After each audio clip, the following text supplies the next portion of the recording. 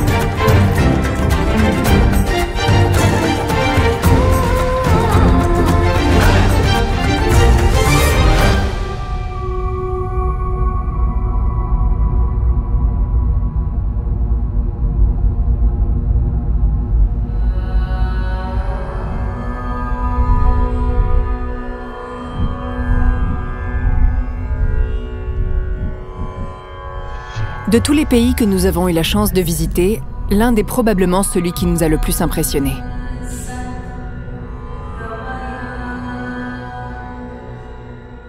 De ses enfants des rues à ses incessants concerts de klaxons sur ses routes saturées, l'Inde est une terre inclassable et la visiter une expérience unique.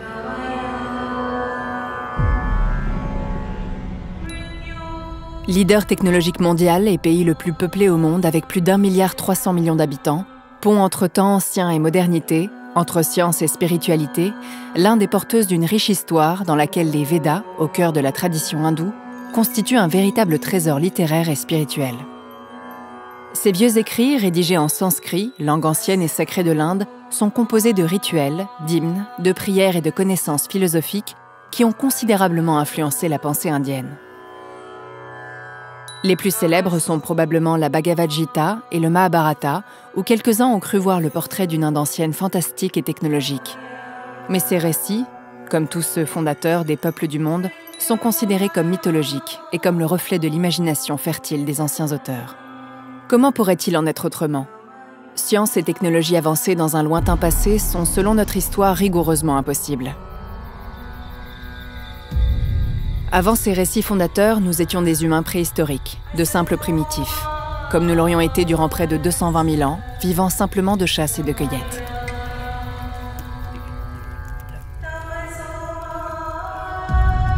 Bien ancré par notre histoire, le sens du progrès démarre de la roue il y a quelques milliers d'années pour aboutir au smartphone.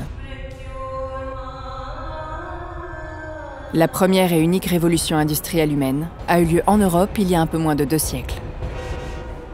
Dans le cas contraire, nous aurions évidemment retrouvé des traces d'industrie, mais l'Inde, comme tous les autres pays, n'ont rien laissé de tel. C'est du moins ce que nous croyons. Toujours selon notre histoire, les chambres de Barabar et Nagarjuni seraient de simples abris, offerts il y a 2300 ans par des rois à une secte de mendiants, afin qu'ils se protègent de la pluie pendant la mousson. L'affaire est pour ainsi dire classée. Car contrairement à d'autres sites archéologiques de la région, elles ne sont ni grandioses, ni richement décorées, et c'est peut-être la raison pour laquelle elles sont si peu connues, même des Indiens. Mais c'est l'arbre qui cache la forêt, car lorsqu'on les investigue en profondeur, elles se révèlent si exceptionnelles qu'elles pourraient constituer les marques d'un passé de l'humanité très différent de celui que l'histoire nous rapporte. Parce que nous ne possédons aucune archive concernant la conception, la fabrication ou la fonction de ces chambres.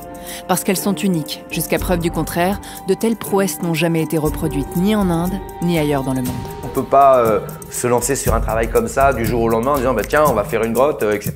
C'est pas possible, c'est pas un coup d'essai. Parce que les inscriptions les plus anciennes parlent de donation et non de fabrication.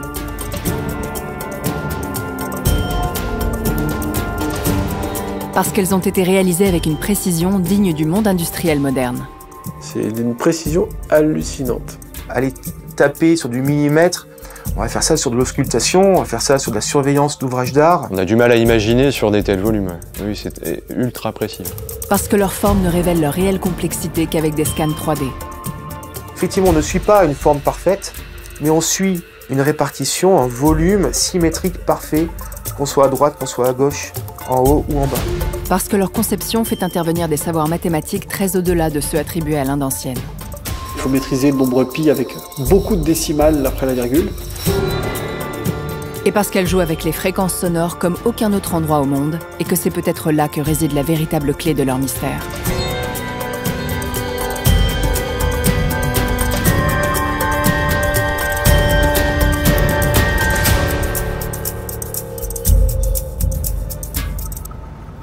C'est en janvier 2017 que nous les avons visités pour la première fois.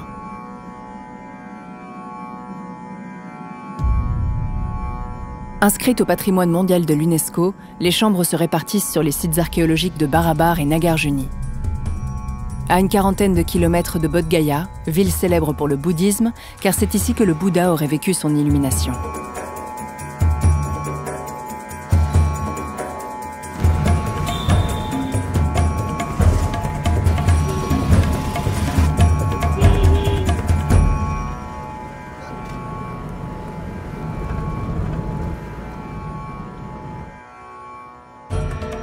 Après environ 1h30 de route, on accède au site de Barabar par un long escalier qui nous mène à ce que les géologues appellent un dos de baleine. Une immense carotte de granit d'une centaine de mètres de long. À l'intérieur, 3 chambres ont été creusées et taillées. Par commodité, nous avons conservé pour les chambres les noms employés dans notre film précédent, mais il n'est pas certain qu'ils soient originels. La première en arrivant sur le site est Karan Chopar. L'entrée est un passage de forme trapézoïdale, plus large en bas qu'en haut, qui pénètre directement dans la roche-mère. On aperçoit des inscriptions gravées dans ce passage qui débouchent sur une salle rectangulaire à sa base, dont les parois sont très légèrement inclinées. Sur la largeur, un banc, solidaire de la roche, a été taillé. Malgré quelques imperfections, elle est tellement polie qu'elle paraît presque métallique à la caméra. La voûte semble cylindrique.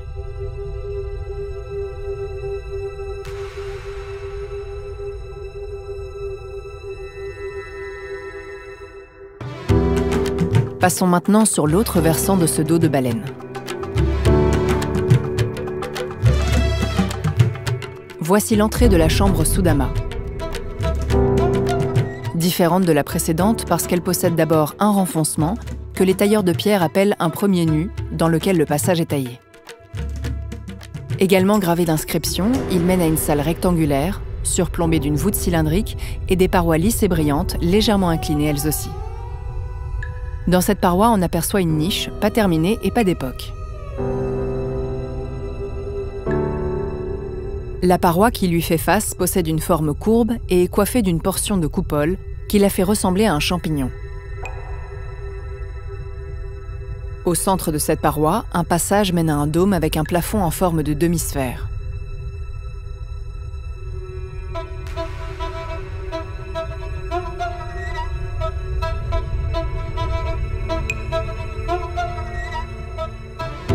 À une trentaine de mètres de Sudama, toujours taillée dans le même dos de baleine, se trouve la chambre Lomas Rishi. Elle est la seule à posséder un porche joliment orné et très circulaire, souvent la première photo que l'on voit lorsque l'on fait des recherches sur ce site. Contrairement aux deux précédentes, l'encadrement de l'entrée est courbe, il est percé d'un passage trapézoïdal qui, lui, ne comporte pas d'inscription. Cette chambre inachevée semble être une copie de Sudama, à moins qu'elle soit un essai raté. 3 des parois apparaissent quasiment finies, tandis que le reste de la chambre en est encore aux gros œuvres. Le passage qui mène au dôme est presque terminé, mais le dôme en est bien loin. On observe partout des traces anarchiques de pics, un outil utilisé pour dégrossir la forme en enlevant de grosses portions de matière.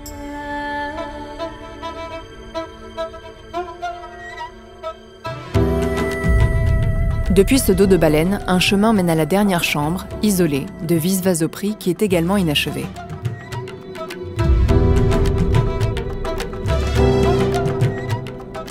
Elle diffère totalement des autres par son entrée.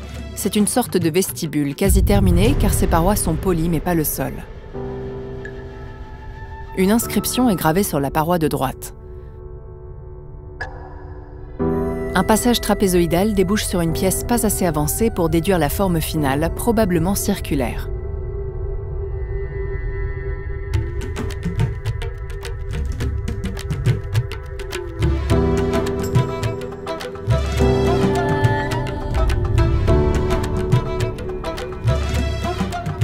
À 1,6 km à vol d'oiseau du site de Barabar se trouve celui de Nagarjuni, un empilement naturel de centaines de roches formées sur des millions d'années qu'on appelle un chaos granitique. De ce côté, au terme d'un escalier assez raide, la chambre Gopika a été taillée à l'intérieur d'une roche massive.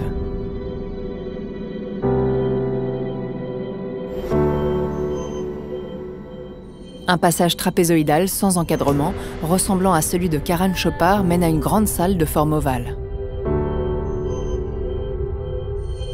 Ses parois inclinées sont à nouveau lisses comme du verre et sa voûte harmonieuse.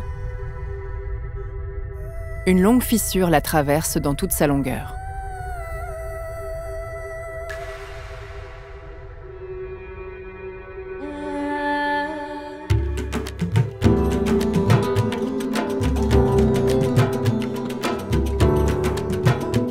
De l'autre côté de ce chaos granitique, au terme d'un long chemin, on arrive à la chambre Vapiyaka. Elle possède une entrée similaire à celle de Sudama, faite d'un encadrement rectangulaire suivi d'un passage trapézoïdal dans lequel des inscriptions sont gravées de part et d'autre. Orientée au sud, c'est la plus lumineuse de toutes. Ses parois également inclinées sont surplombées d'une voûte cylindrique.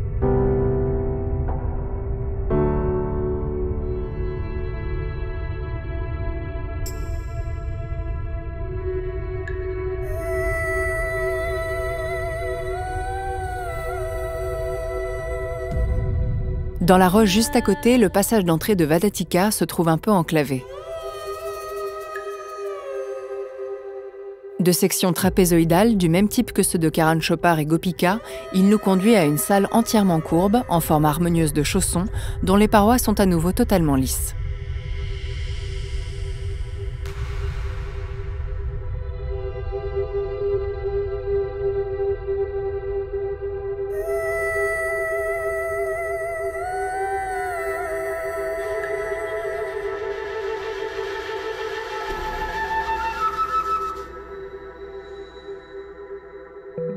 Ce qui nous fait donc un total de 7 chambres, 5 terminées et 2 inachevées, qui auraient été offertes il y a environ 2300 ans, soit en moins 300 avant notre ère.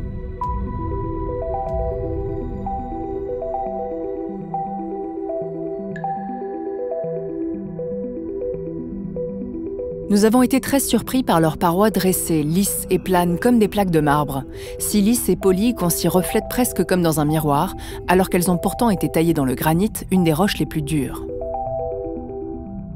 Vous n'êtes probablement pas plus familier avec ce jargon de tailleur de pierre que nous l'étions au début de nos recherches, alors expliquons tout d'abord ce qu'est une surface dressée. C'est une surface brute qu'on a percutée pour la rendre à peu près plate. Il existe une grande différence entre une surface lisse et une surface plane. Lisse, c'est lorsque c'est doux au toucher, que ça a été poncé et poli, alors que plan, ça signifie que c'est totalement plat. Ça peut être lisse, mais pas forcément plan, et ça peut être plan, mais pas forcément lisse. Mais à Barabar et Nagarjuni, c'est à la fois lisse et plan, ce qui est apparemment une configuration unique dans l'art rupestre, c'est-à-dire taillé à l'intérieur de la roche. En parler est une chose, mais mesurer les surfaces en est une autre.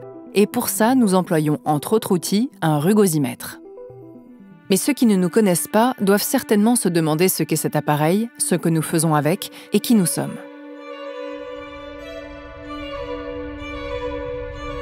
Nous sommes une équipe passionnée par l'étude de sites archéologiques anciens, auxquels nous avons déjà consacré plusieurs films, avec un regard différent, davantage technique qu'historique.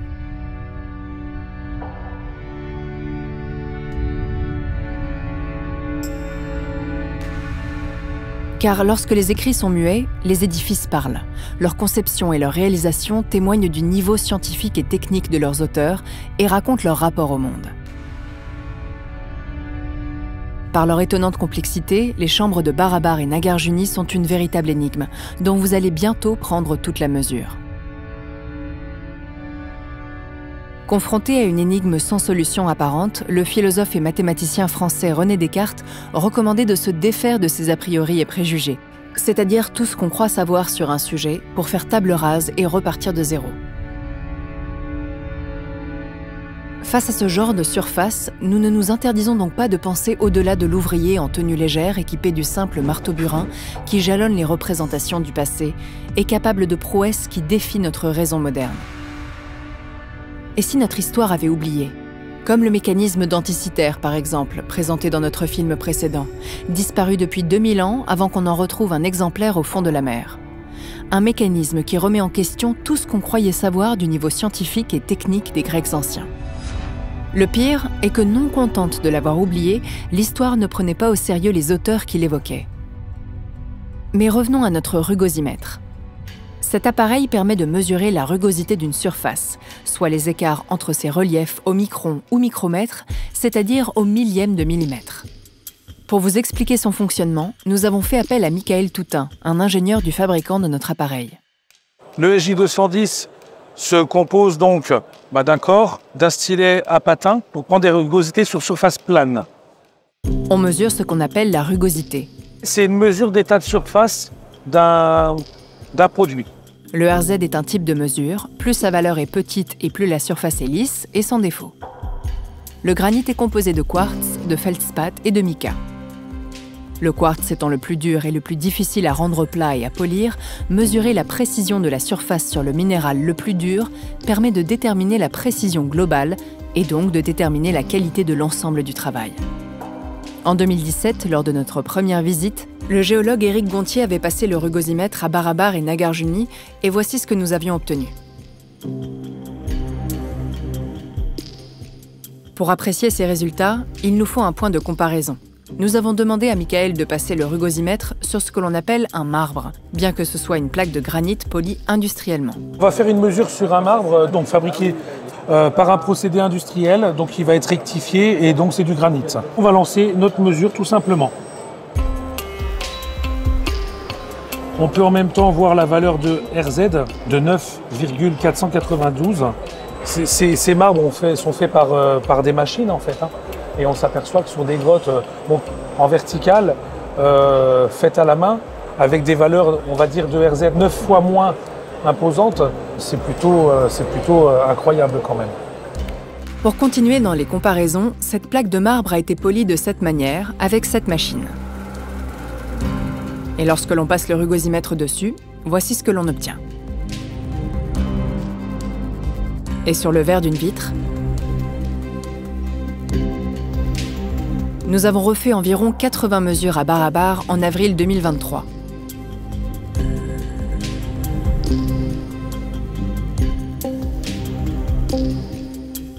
Voici la meilleure, obtenue dans Soudama, une chambre qui a 2300 ans, au moins. Soit à peine plus que le verre d'une vitre et presque 20 fois plus précis que celle de cette plaque de granit, polie industriellement.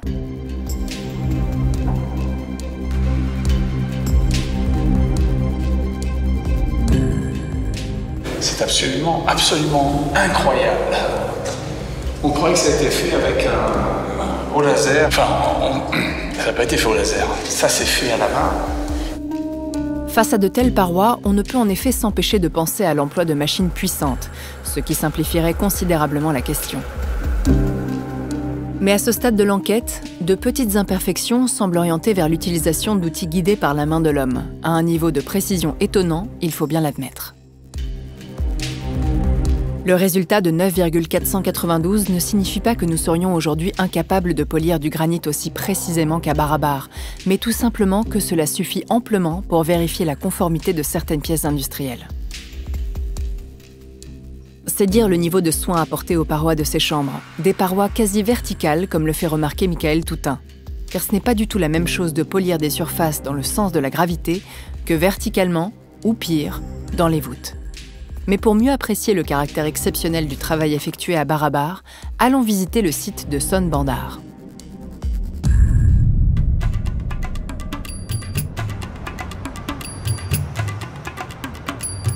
Sur ce site, on trouve 2 chambres qui ont été datées à partir d'inscriptions aux alentours du 3e ou 4e siècle de notre ère, soit plus de 600 ans après Barabar. Le passage d'entrée de la première est de section trapézoïdale. Il ressemble à celui de Karan Chopar, de Gopika et de Vadatika. Cette chambre est aujourd'hui surmontée d'une structure de béton, probablement pour la renforcer car à droite, la voûte d'une seconde chambre a été totalement brisée, laissant le volume à ciel ouvert. La première chambre comporte une fenêtre, mais vu l'état dans lequel est la seconde, on ignore si elle en possédait également une. On y aperçoit des sculptures, ainsi que des inscriptions sur lesquelles repose la datation du site.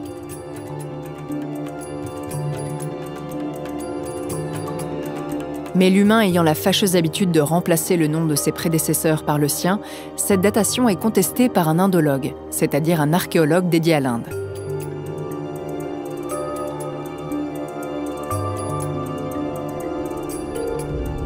Elles ont été taillées dans un schiste métamorphisé, une roche a priori moins dure que le granit, mais également moins homogène, ce qui explique que certaines parties soient davantage polies que d'autres. Mais la vague ressemblance avec Barabar et Nagarjuni s'arrête là. Les parois ne sont ni totalement planes ni totalement polies, pas inclinées, le sol n'est pas horizontal et loin de l'être. Bref, le travail n'a pas grand-chose à voir. Ce chantier aurait pourtant été réalisé plus de 600 ans après ceux de Barabar et Nagarjuni. Le sens du progrès tel qu'on le connaît prend une belle claque. Mais comment expliquer cela ? Très simplement par le fait que les techniques peuvent rapidement se perdre à cause d'invasions, de guerres, d'épidémies ou de changements de pouvoir. Raison pour laquelle aucune chambre taillée n'égalera jamais plus celle de Barabar et Nagarjuni. Aucune chambre ? Non. Il en existe une dernière que nous avons mis un peu de temps à localiser.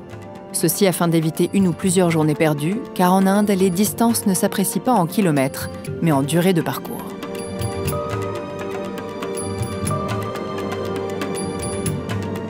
À environ 70 km de Barabar, taillé à l'intérieur d'un rocher totalement isolé, auquel a été adossée une construction moderne, se trouve la chambre de Sita-Mari.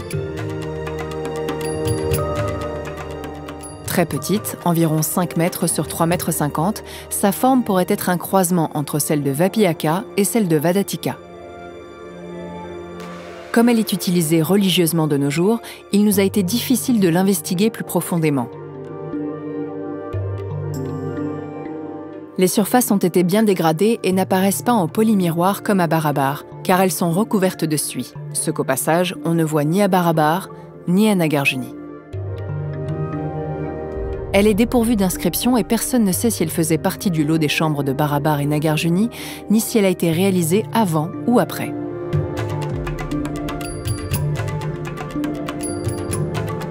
Il est difficile de trouver des informations détaillées à son sujet, et surtout vraies, car voici comment l'a représenté l'archéologue Percy Brown dans son livre. Article repris ensuite par d'autres livres et blogs, pour finalement être intégré à une page Wikipédia, dans laquelle on va même jusqu'à spéculer sur l'influence de sa voûte en ogive sur les constructions ultérieures. Les études sur site sont incontournables. Elles permettent parfois des prises de conscience importantes, comme celle de l'indologue Harry Falk, spécialiste incontesté de la vie du roi Ashoka, selon nous l'auteur des plus importants travaux sur les chambres de Barabar et Nagarjuni.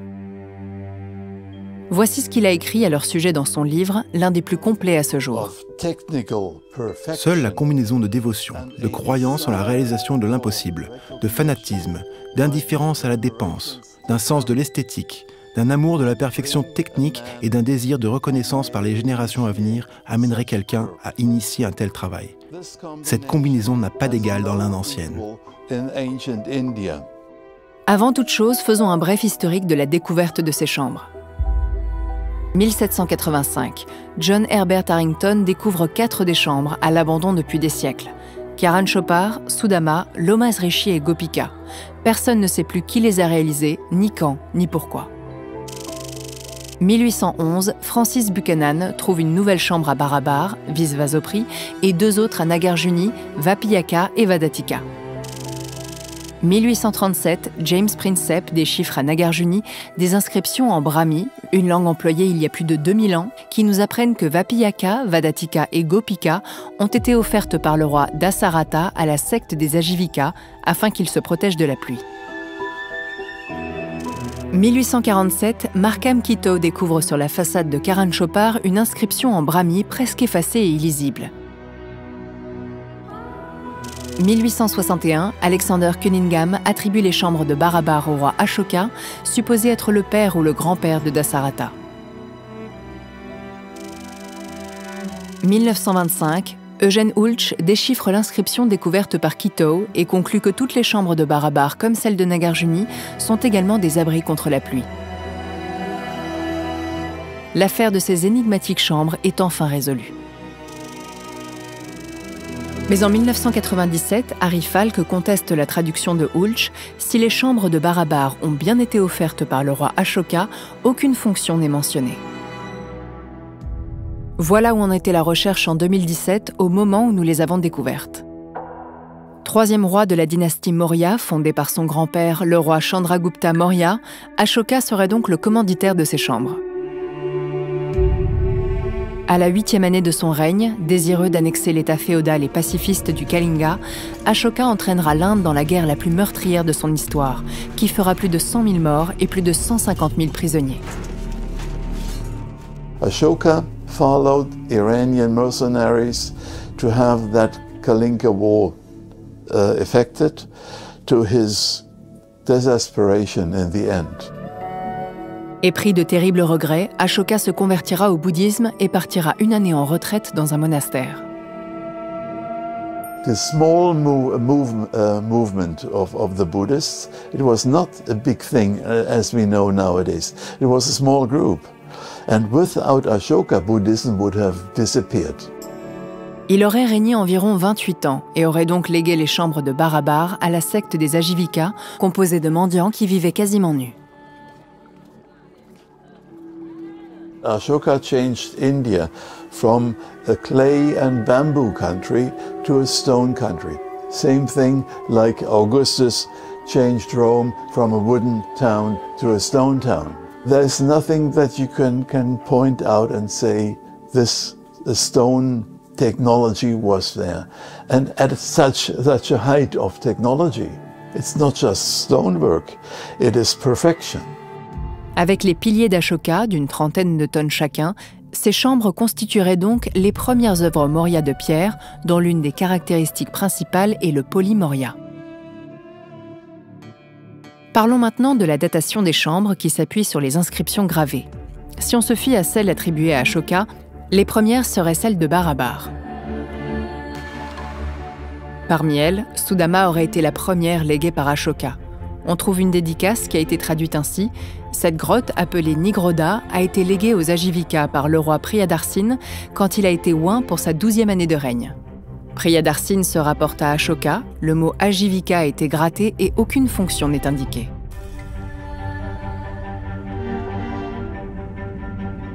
C'est aussi à la 12e année du règne d'Ashoka que la chambre Visvasopri aurait été léguée. Ici encore, le terme Ajivika a été gratté, aucune fonction n'est indiquée et elle est dédiée alors qu'inachevée.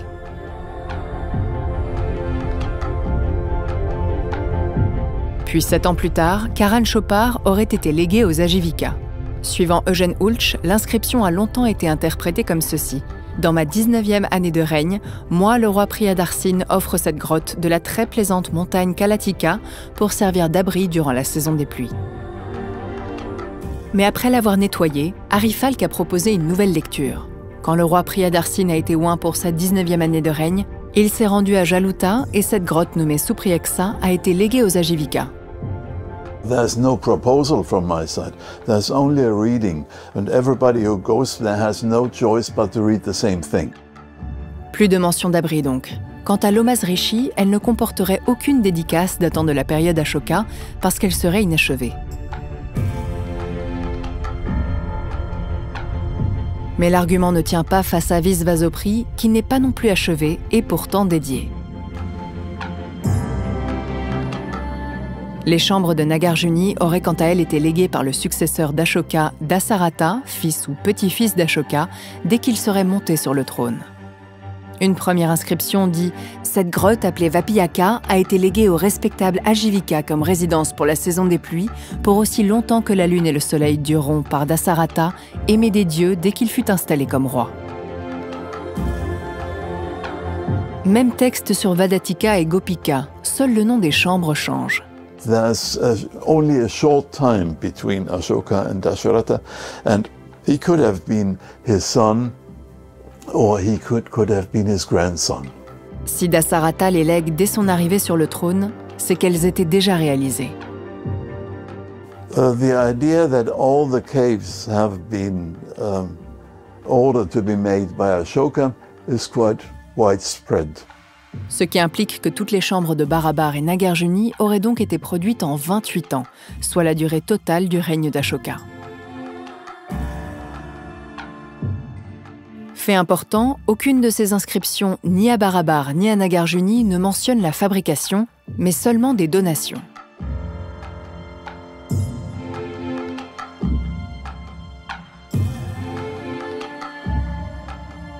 D'autres inscriptions, plus tardives, montrent que certains n'ont pas hésité à faire graver leur nom, sans pour autant être les auteurs de ces chambres. Comme à Barabar, sur le porche de Lomaz Rishi, au 5e siècle de notre ère, soit environ 700 ans après Ashoka, puis sur les parois des passages d'entrée d'autres chambres.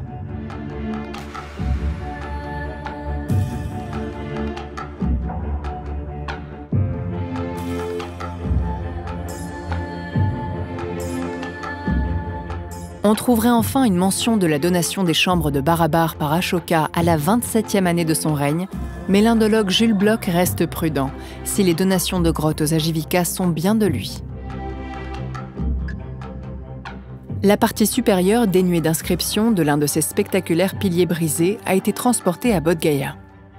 There have been no pillars in India, and suddenly you have huge, heavy 30-ton pillars all over India, carried to places with inscriptions, erected, having a capital and having a beautiful animal on top. Out of the blue, out of nothing. There's not a single pillar that is older or anything the like. Ce caractère soudain des piliers comme des chambres a de quoi intriguer, car elles paraissent jaillir d'un coup. Point important de l'affaire, on ne retrouve nulle part ce que l'on appelle l'enfance de l'art, c'est-à-dire les endroits où les ouvriers se sont exercés et entraînés pour acquérir les savoirs et la maîtrise exceptionnelle nécessaires pour réaliser les chambres. Si elles sont bien les premières du genre en Inde, d'où viennent les compétences ? Face à ce problème crucial d'absence d'enfance de l'art, cherchant peut-être une origine totalement indienne des savoirs et techniques, l'indologue Gupta a rejeté les inscriptions de Son Bandar pour reculer sa datation d'un siècle avant Barabar en moins 400 avant notre ère, et ainsi en faire le chaînon manquant entre les grottes naturelles et les chambres de Barabar, en montrant au passage qu'une inscription peut donc être remise en question, fait intéressant à lire de la plume d'un indologue. The other way around is more likely that Ashoka was there as the first, and Sonbandar is simply a copy of it. Pour expliquer le miracle technique de Barabar, deux réponses. La première surnaturelle provient de Sitamari, où un pujari, un prêtre, officie encore de nos jours. Harry Falk avait rencontré son prédécesseur lors de sa première visite en 1993. He said, "The gods have made this. Do you think that men could do it?" This was his words. La deuxième, historique, est que les compétences nécessaires à leur réalisation proviendraient des Perses et de leur tombeau achéménide, ce qui expliquerait pourquoi Barabar et Nagarjuni sont uniques en Inde. And if any culture would have been able to do that, people if living in that area, they would have done it more than once. Mais les rares photos disponibles, car leur entrée est strictement interdite, montrent que ce n'est pas du tout la même qualité de travail. Ni pour les voûtes, ni pour les parois, qui ne présentent pas de surface plane et polie, et pas davantage inclinées. Est-il possible de parvenir à de tels résultats du jour au lendemain, sans jamais l'avoir fait avant ? Mais sur ces questions de taille de pierre, comme le fait remarquer le compagnon Éric Bernard... Bon, l'archéologue peut très bien parler pour le tailleur de pierre, mais le tailleur de pierre a le dernier mot là-dedans, parce qu'il sait très bien ses limites. Abordons maintenant le plus important, la fonction de ces chambres. When we think about the purpose of the caves, we see that there's a sort of a difference between Nagarjuna Hills and Baraba. In Nagarjuna Hills, Dasharathas says he hands over the caves for the Ajivikas so that they have a place to stay when the rains start pouring down in the monsoon. There is no good reason to produce such caves only as rain shelters.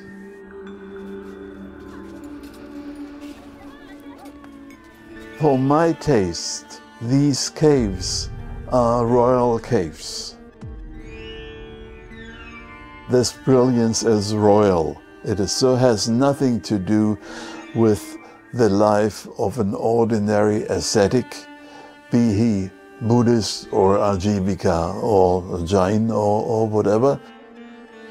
Whoever sees these caves will think of the royal family and of the personality of Ashoka, who was able to have such caves produced. Si elles ont bien été faites durant le règne d'Ashoka, donc en moins de 30 ans, elles auraient donc aussitôt été léguées aux Ajivika? He did not make them for the Ajivikas. In the end, he wanted to get rid of these caves. I think it is quite possible that the two 12-year inscriptions, so-called 12-year inscriptions, have been inscribed much later than the 12th year, and that even the names were invented by the Ajivikas.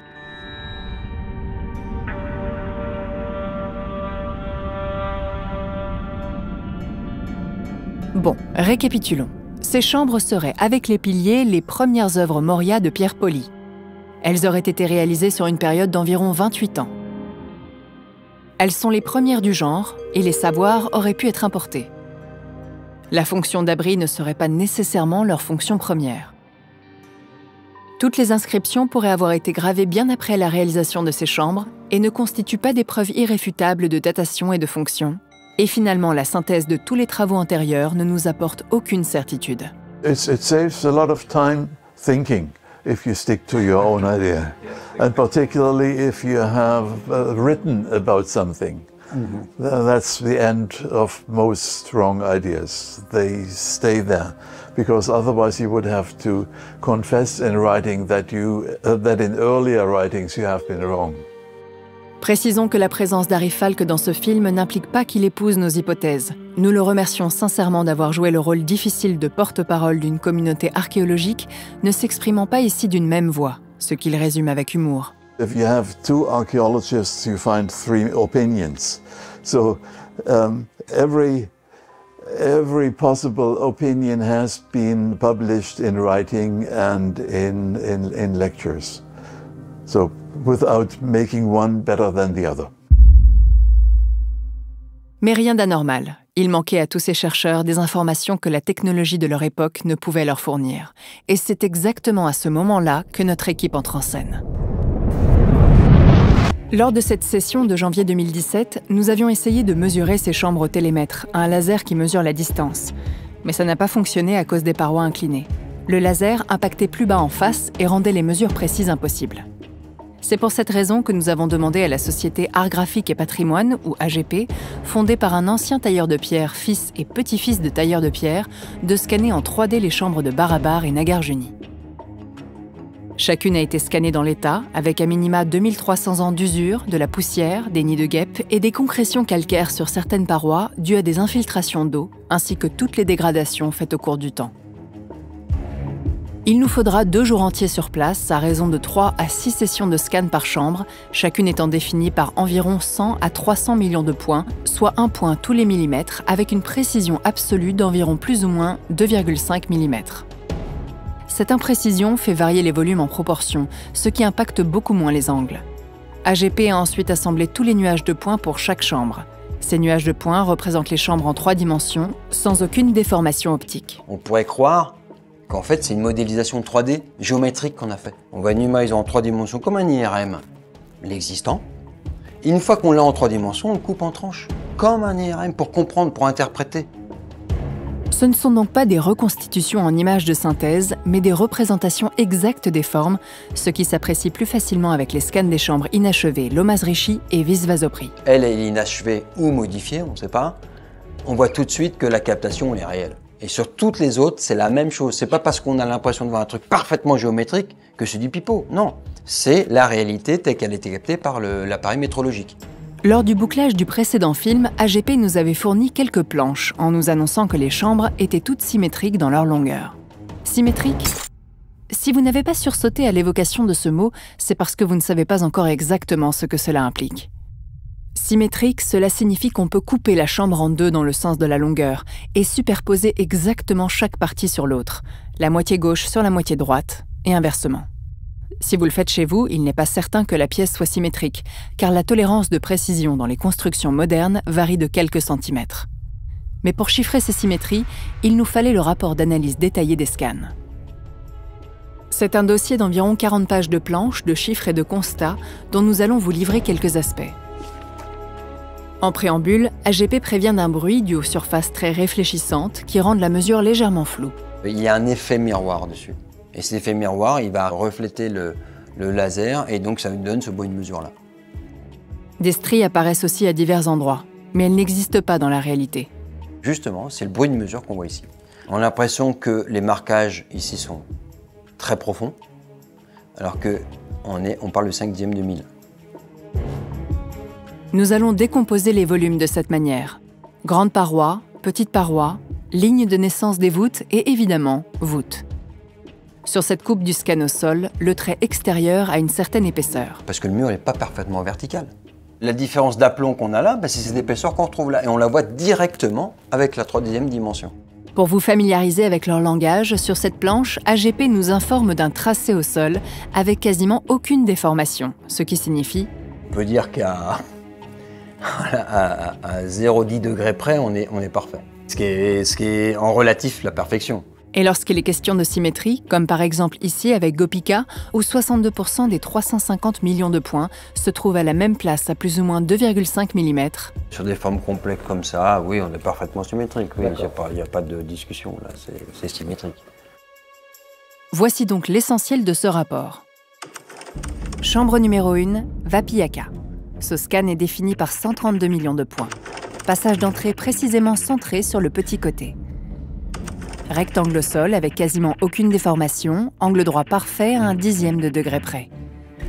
Petite paroi inclinée à 88,5 degrés, variation de 0,8 de degré sur toute la longueur.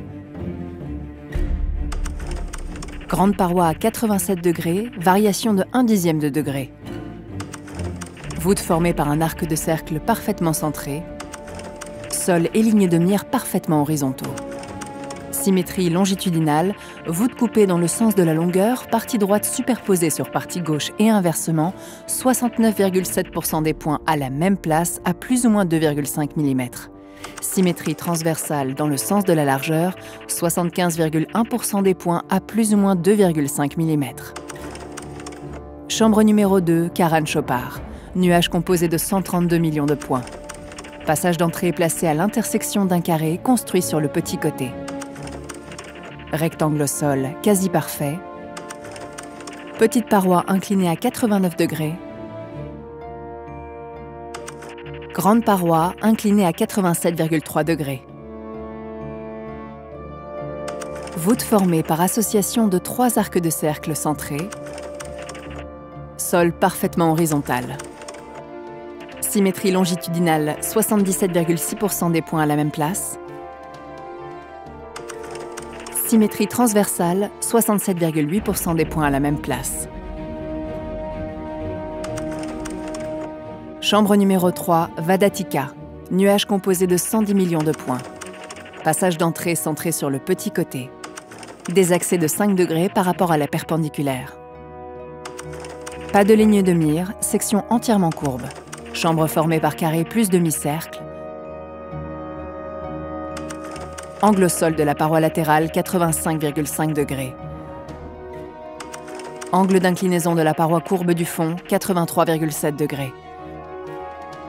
Angle d'inclinaison du petit côté, 88,5 degrés. Voûte composée de 3 arcs de cercle centrés. Sol parfaitement horizontal. Symétrie, 57,7% des points à la même place. Chambre numéro 4, Gopika. Nuage composé de 350 millions de points. Le passage d'entrée est placé à l'intersection d'un cercle construit sur le petit côté. Angle d'inclinaison des grandes parois, 87 degrés.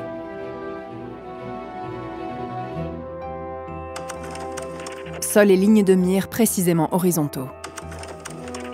La forme de la chambre est très légèrement ovale. Les grandes parois sont très légèrement incurvées de moins de 6 cm sur toute la longueur. Au sol, ce sont des portions de cercle de 120 mètres de rayon. Voûte composée de 3 portions d'ogives mêlées. À part le sol et les côtés des passages d'entrée, cette chambre est entièrement composée de courbes. Symétrie longitudinale, 62% des points à la même place. Chambre numéro 5, Sodama. Nuage composé de 232 millions de points. Cette chambre comporte 2 salles. Premier passage d'entrée perpendiculaire, placé à 1/5 de la longueur du grand côté. Second passage d'entrée perpendiculaire et centré. La paroi courbe de la salle 1 suit précisément la paroi interne de la salle 2. Grande paroi latérale inclinée à 87,1 degrés. Petite paroi latérale inclinée à 89 degrés. La paroi de la salle 2 est inclinée à 86,7 degrés. La voûte de la salle 1 est composée d'un cylindre de rayon constant bien centré à l'axe longitudinal. Sol horizontaux. Symétrie, 61,1% des points à la même place.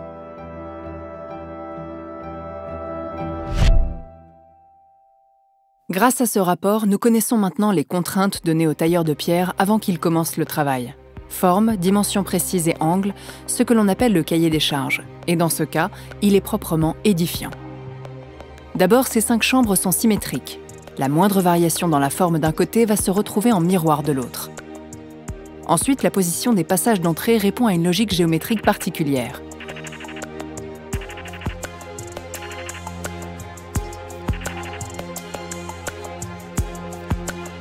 Enfin, les formes sont plus complexes qu'elles n'y paraissent. Les grandes parois de Vapillaka et de Karan Chopar sont inclinées selon des angles différents et le tout en miroir. Les voûtes de Vapillaka et de Sudama sont des portions de cylindres. La forme de Vadatika est composée de plusieurs sphères mêlées. Les grandes parois de Gopika sont très légèrement courbées, en plus d'être inclinées. La voûte de Karan Chopar est composée de 3 portions de cylindres. La voûte de Gopika est composée de 3 portions d'ogives.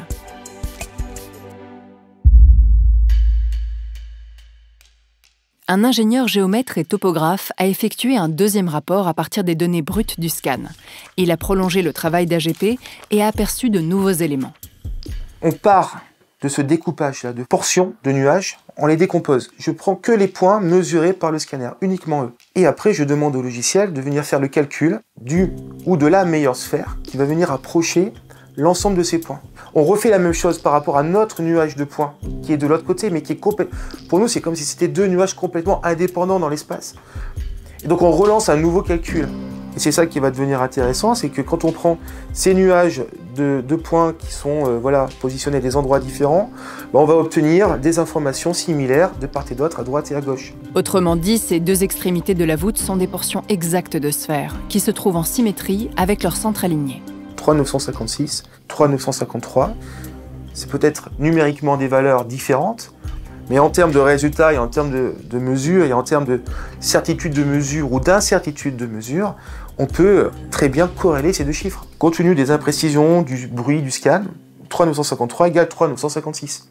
En réalité, ce ne sont pas exactement des portions de sphères. C'est encore un peu plus complexe que ça. C'est-à-dire que là, ici, les écarts de taille par rapport à la forme géométrique d'origine elle est en symétrie. C'est-à-dire qu'on a fait la même erreur de chaque côté et on a fait la même erreur suivant le même modèle. Donc, c'est pas une erreur. C'est dire la précision de réalisation. La voûte est donc faite de portions fusionnées d'ogives et de sphères, le tout en miroir. Il a ensuite procédé de la même manière avec Vadatika. Le logiciel a sorti une sphère parfaite, en bleu sur cette image. Ce qu'on peut regarder, c'est la répartition des points par rapport à une sphère. Et on a ici une diffusion des couleurs qui est vraiment remarquable, que l'on retrouve de manière symétrique et homogène de chaque côté. Ce qui veut dire qu'effectivement, on ne suit pas une forme parfaite, mais on suit une répartition, un volume symétrique parfait, qu'on soit à droite, qu'on soit à gauche, en haut ou en bas. Les réalisateurs de cette chambre ne souhaitaient donc pas obtenir une portion parfaite de sphère, mais cette forme spécifique, puisqu'elle est symétrique. Voici pour terminer un extrait d'un 3e rapport produit par un compagnon tailleur de pierre, spécialiste de la géométrie en 3 dimensions, un simple constat fait dans Gopika. Pour rappel, la norme aujourd'hui pour la planéité d'un dallage, la tolérance de niveau, une règle de 2 mètres ne doit pas faire apparaître de différence d'alignement supérieure à 2 mm, soit 1 pour 1000 sur un plan. Ici, nous avons 1 pour 100 000 dans un espace en 3 dimensions. Que dire ? Croire que c'est fait pour faire joli et se faire plaisir, j'y crois pas une seconde. Quand on met autant d'énergie pour développer ça, c'est qu'il y a une raison. Je ne connais pas la raison. Pour arriver dans un niveau de symétrie et de finition, en finition de taille de pierre comme ça, c'est qu'on est au niveau de l'excellence dans la maîtrise du métier. Et donc là, on est au summum de ce qui peut être fait à ce moment-là. Des plans, des relevés, des chiffres, mais plus concrètement, qu'est-ce qu'ils signifient? Est-ce si compliqué que cela de réaliser de telles chambres? Qui, mieux que les tailleurs de pierre qui depuis des siècles font et se taisent, pourrait nous éclairer? Notre enquête nous a menés en Bretagne, pays du granit, à Nantes, puis à Paris, où nous avons rencontré des tailleurs de pierre qui ont accepté de se pencher sur le cas de ces chambres. Éric Bernard, compagnon et architecte de plus de 40 ans d'expérience. Olivier Lavigne, commis d'architecte puis compagnon depuis 30 ans, qui a étudié la taille ancienne, notamment en Égypte depuis 25 ans. Franck Petitat, ancien tailleur de pierre. Mathieu Enaf, tailleur de pierre devenu appareilleur, qui gère actuellement des chantiers en maçonnerie et en taille de pierre dans une entreprise de restauration de patrimoine. Louis-Joseph Lambourreau, fils, petit-fils et arrière-petit-fils de tailleur de pierre, qui a travaillé plus de 30 ans à la restauration des monuments historiques parisiens et qui maintenant gère son entreprise de fabrication de maisons en pierre. Joël Kerhervé, artisan tailleur de granit depuis plus de 40 ans. Et Christophe Kini, artisan tailleur de granit depuis 28 ans. Nous leur avons montré les chambres et le rapport AGP et demandé pour commencer de noter le travail sur une échelle de 1 à 10, 1 étant le plus facile et 10 le plus difficile. On est à 9,5 là, sur la difficulté de travail. 10. 10, voire même 12. 10, même 20. C'est simple, je mettrais 12. Par provocation, je dirais 12. C'est pour au moins placer la chose, l'objet dans notre réalité, quoi. Il faut savoir avoir déjà tapé dans du caillou, dans du granit pour savoir ce que c'est la complexité de ça et de faire de la géométrie. C'est pour ça que les gens qui n'ont pas pratiqué ce genre de jeu ne peuvent pas se rendre compte. Avant AGP, on pouvait se laisser un peu gagner par pas le romantisme, mais le côté un peu, oui, on est des hommes de métier, on n'a peur de rien. Là, le cahier des charges est trop exigeant, quoi. Voilà, faut le comprendre. Alors nous, on peut très bien exécuter une chambre comme ça, avec un poli plus ou moins fini, qui contenterait l'œil. Mais on ne contenterait pas le cahier des charges qui est là, ça c'est clair. Des courbes de 120 mètres de diamètre sur 13 mètres de long, on va l'exécuter. Mais bon, après si vous mettez le SCAD, si vous mettez AGP sur notre boulot, on risque de passer pour des... Avant d'arriver à la forme adoucie ou polie, il y a plein d'étapes. Et chaque étape amène son lot d'erreurs et son lot d'imprécisions. Donc si à la fin on arrive à ça, c'est que toutes les étapes sont quand même bien maîtrisées. Il n'y a pas que le travail de la matière qui est maîtrisé, il y a aussi la géométrie qui est maîtrisée. Parce que ça veut dire qu'on commence par faire la porte pour accéder dans les salles et on sait déjà exactement ce qu'on va faire. Si on avait disposé des bandeaux, des choses comme ça aurait permis de scinder le travail et puis de dissimuler d'éventuelles imperfections. Là, le fait de la perfection géométrique, il n'y a pas de pardon, il n'y a pas d'erreur possible, quoi. Creuser à l'intérieur d'une roche et rendre, avoir un rendu poli comme celui-là, je ne sais pas du tout comment ils ont fait. Hein. Alors soit ils ont passé des siècles à polir, je ne sais pas, avec des tas de petits bras qui n'ont jamais arrêté. Honnêtement, je n'ai pas d'explication. C'est fait dans du granit. C'est quand même un des matériaux les plus durs. Mais aujourd'hui, je suis presque certain qu'on n'y arriverait pas. Hein. On pourrait peut-être actuellement arriver à cette exigence en faisant de l'appareillage de blocs, etc., etc. Par contre, le faire en excavation comme ça, non. Là, y a pas je ne vois pas de possibilité actuellement. Et même avec des outils mécaniques, ça serait... Arriver à un tel résultat, ça reste compliqué quand même. De nos jours, on ne serait pas plus précis. Avec des moyens beaucoup plus développés, parce qu'en fait, on a affaire à une taille rustique, donc on ne pourrait pas y mettre toutes les installations qui nous permettraient d'avoir quelque chose d'encore plus précis. Donc, on ne ferait pas mieux. Pour réaliser une chambre du type bar à bar avec des outils manuels, il faut d'abord dégrossir la forme générale avec des pics, puis travailler avec différents ciseaux de plus en plus fins, et ensuite abraser avec une pâte et un support qu'on frotte. Et on recommence autant de fois qu'il le faut. Et enfin polir. Au stade du polissage, la forme est déjà totalement terminée. Il faut absolument que le parement soit dressé et parfait avant même de commencer à frotter pour atteindre ce polymiroir. Le polissage, lui, il va être uniforme, donc il va retirer les mêmes épaisseurs partout. Donc le défaut, il sera visible. Là, on voit bien que la volonté, c'est il y a une forme géométrique qui est définie, et donc il est hors de question de dépasser ces limites. Donc il faut s'en rapprocher. Donc il y a tout le polissage qui va prendre aussi un peu de matière. Donc pour arriver pile poil là-dessus, ça veut dire qu'on a compris et on sait combien d'épaisseur on va polir. Alors ce qui est intéressant avec le polissage dans le cas de ces grottes, c'est qu'il montre encore là aussi le niveau d'exécution. Parce que polir des voûtes, des intradoses de voûtes, c'est un enfer. Là, il y a aussi encore une démonstration d'une maîtrise qui est extraordinaire. Autant c'est gérable sur des surfaces d'atelier, sur une table, etc. Mais là, sur une surface réglée, propre, sans coup d'outil, prêt à être poli, ça aussi, c'est bluffant, c'est complètement unique. Est-il réellement possible de se lancer dans de tels chantiers sans jamais l'avoir fait avant? C'est pas le travail d'un débutant, ni d'un qualifié, ni d'un hautement qualifié. C'est d'un qualifié hyper qualifié qu'on ne connaît pas aujourd'hui. C'est voulu, quoi. Oui. C'est voulu, c'est prévu, et là, il n'y a pas d'erreur possible. On peut pas changer en cours de route, quoi. Il y a une maîtrise géométrique extraordinaire et une maîtrise de la matière qui est tout aussi extraordinaire. Là, ça veut dire qu'il y a des années et des années d'apprentissage avant ça. C'est pour ça qu'on ne peut pas se lancer sur un travail comme ça du jour au lendemain en disant tiens, on va faire une grotte, etc. C'est pas possible. On n'aurait pas une qualité, une finition aussi aboutie si c'était un coup d'essai. Il y aurait quelques petites erreurs, il y aurait des petits réglages et on verrait l'évolution à travers les grottes. Alors que là, on voit bien que, grosso modo, elles ont toutes le même niveau de finition, etc. Ce qui correspond au niveau de la qualification des ouvriers. Donc ça vient pas de nulle part. Quand on voit le résultat, on a un peu l'impression que c'est travaillé d'une seule main. Parce que c'est tellement régulier, c'est tellement parfait qu'on n'a pas l'impression qu'il y a eu des quantités de bonhommes à travailler sur ce chantier-là. Le lieu vibre comme quelque chose qui résulte d'un travail d'effort commun, de cohésion, de groupe qui est implacable, quoi. Tout est fait pour que les rapports humains professionnels dérapent. On voit très bien qu'en a l'expérience du chantier, j'ai été témoin d'une multitude de conflits, quoi. Voilà. Et pour des raisons bien moins compliquées que ça. Hein. Donc là, à mon avis, ils sont arrivés à un degré d'entente qui est assez troublant aussi. Là, l'engagement humain est relativement énorme, quoi. Le rapport a entre autres révélé les symétries des chambres, ce que personne avant ces scans n'avait vu.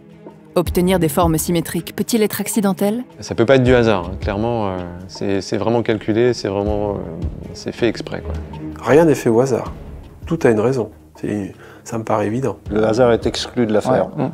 On est obligé de partir de points de repère très précis, qui vont être calculés au démarrage, avant de tailler. C'est-à-dire qu'on n'arrive pas et on se dit, tiens, allez, je vais le faire là. Non, avant de le faire, on sait très bien qu'il y a un minimum de points de repère symétriques qu'on doit faire. Et à partir de cela, on va pouvoir définir tout le reste. Donc ils sont décidés avant. Ça veut dire que cette symétrie est quand même imposée et elle impose une pure rigueur à l'exécution, quoi.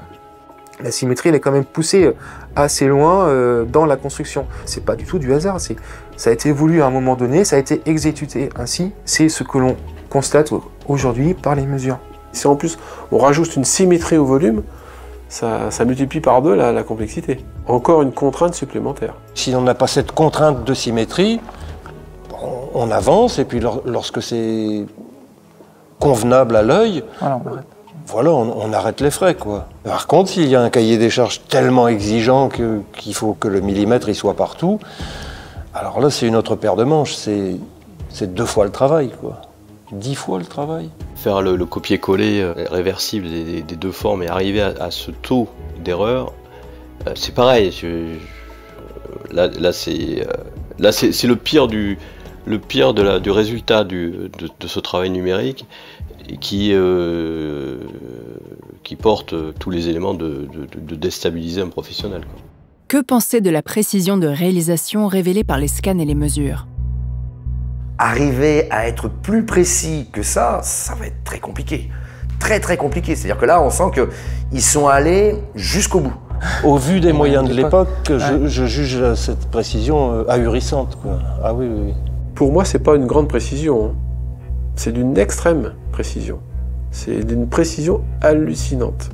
Dans un matériau pareil, avec une finition polie, les écarts que l'on peut mesurer avec des outils extrêmement perfectionnés d'aujourd'hui, honnêtement, c'est ça le plus impressionnant, le plus bluffant. Nous-mêmes, pour des choses beaucoup plus simples, on n'est pas aussi précis. C'est que dans le domaine de la mécanique productive, avec des volumes 1000 fois plus réduits, donc beaucoup plus facile à maîtriser. Donc là, je sais pas, c'est la partie la plus impressionnante, la précision. Pour moi, tailleur de pierre.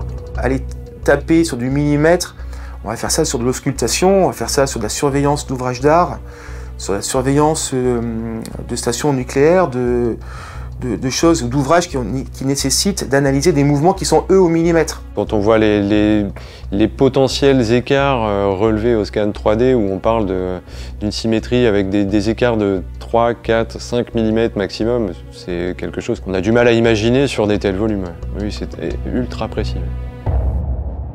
Quel niveau de contrainte représente un tel travail d'excavation? Il y a l'obscurité, il y a le côté poussière. S'il y a 20 artisans qui travaillent dans la même grotte, au bout de 2 heures, tout le monde crève de chaud là-dedans.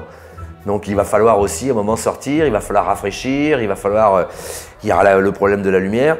Travailler 10 ou 12 heures par jour dans ces volumes aussi restreints, honnêtement, je vois pas comment on pouvait faire ça. Le souci, c'est que quelqu'un qui a suivi 10 ans de formation pour arriver au top de son métier, ce serait quand même dommage de le gâcher au bout de 5 ans avec la silicose parce qu'il travaille dans une grotte. On n'a pas changé en 3000 ans ou en 4000 ans, on est les mêmes, hein. Il y a un cahier des charges, des délais, et c'est comme aujourd'hui. C'est comme aujourd'hui, on a une réalisation à faire, un maître d'ouvrage, un maître d'œuvre, et puis il faut y aller. La question qui nous brûle les lèvres, combien de temps pour en faire une? On peut tout imaginer en fait, mais ça serait que de la pure spéculation. Maintenant, si on imagine un travail manuel, je l'imagine juste moi en travail sur des temps très longs et avec une patience infinie, quoi, pour arriver à ce résultat, à ce miroir, quoi. Celles qui sont complexes, 10 ans c'est un minimum, hein. Après ça va dépendre aussi de l'outillage dont ils disposent, de leurs compétences. Plus ils vont être compétents, plus ils vont pouvoir gagner peut-être en vitesse. De toute façon, dans des exercices comme ça, c'est pas le temps qui compte. Eh bien si, justement. La chronologie déduite des inscriptions laisse peu de temps de réalisation pour ces 7 chambres, 28 ans. Pour Soudama, la plus complexe de toutes, il serait même question de 12 ans. Non. Non, non, c'est pas possible. C'est pas faisable. 12 ans? Mais ces durées de réalisation sont issues des dates de donation, livrées par les inscriptions gravées. Il y a un décrochage entre les inscriptions et les chambres. Elles ne sont pas été faites à la même époque, c'est une évidence. Il y a un écart qui me donne l'évidence que ça a été fait bien après. Enfin, en tout cas, c'est pas la même époque. En comparant la grotte et puis l'inscription, il y a quand même un petit décalage entre les deux. Hein. Bon, elle est lisible, hein, mais c'est pas du même niveau, quoi. La gravure a été exécutée d'une manière très sommaire, qui n'a aucun rapport avec la qualité de l'ouvrage. C'est poinçonné, quoi. On pourrait dire que voilà, ils avaient besoin de mettre un message, la personne ne maîtrisait pas la gravure et il est venu faire un acte de propriété. C'est pas parce que c'est inscrit que c'est forcément de cette époque-là. Le roi, il a pu tout à fait dire, bah tiens, j'aimerais bien avoir mon nom là sur ce truc qui est déjà existant. La liaison, elle n'est pas forcément des plus évidentes. Hein. Il est au pouvoir à une telle date, et après il donne la grotte 12 ans après. Mais on ne dit pas qu'il l'a fait faire ces grottes et qu'il les a fait construire. On peut très bien imaginer ce fameux roi là qui a mis la main sur les grottes et puis qui a fait graver dessus bah, je les offre. Voilà, c'est tout, mais c'est pas forcément lui qui les a fait faire, quoi. Rien n'atteste que c'est lui qui les a fait faire. On peut en effet se demander si ceux qui ont fait graver qu'elles étaient des abris contre la pluie avaient réellement conscience du travail colossal que leur réalisation a demandé, ainsi que toutes leurs contraintes techniques majeures, inutiles pour de simples abris. Et donc qu'à cette époque-là, on ait pu déjà avoir oublié leur fonction. Pourquoi ces formes? Pourquoi ces symétries parfaites? Pourquoi aller sur un polymiroir? Si c'est juste un abri contre la mousson, j'ai besoin d'une grotte. Ça fait mal au cœur. On a l'impression que l'édifice a perdu sa dimension sacrée. Si elle est dédicacée et cédée après pour servir d'abri contre la mousson, j'ai du mal à croire que c'était sa vocation première. Visiblement, quand le roi la donne, c'est qu'il n'y en a plus d'utilité. C'est pour ça qu'il la donne. Donc en fait, là, on risque d'être sur des choses antérieures. Hein, antérieures de combien? Après, bah là, il n'y a que des fouilles archéologiques à proximité qui permettraient d'arriver à mettre un peu des choses en place. C'est le problème avec l'écrit, hein, c'est que l'écrit, c'est de la propagande. Hein, donc pour se faire mousser, on va se mettre des textes partout. Hein, on va parler dans ce cas-là de Ramsès II, hein, qui a mis son nom partout, même quand c'est pas lui qui l'a fait.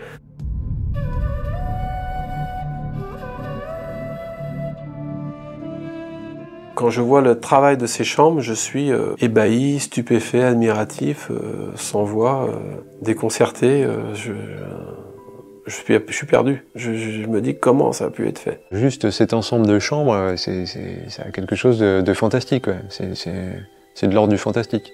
Autant au niveau de la géométrie que de la finition et du travail accompli. J'ai beau retourner la chose dans tous les sens, je suis désarmé et c'est la première fois que, à titre professionnel, je suis déstabilisé à ce point-là. Voilà.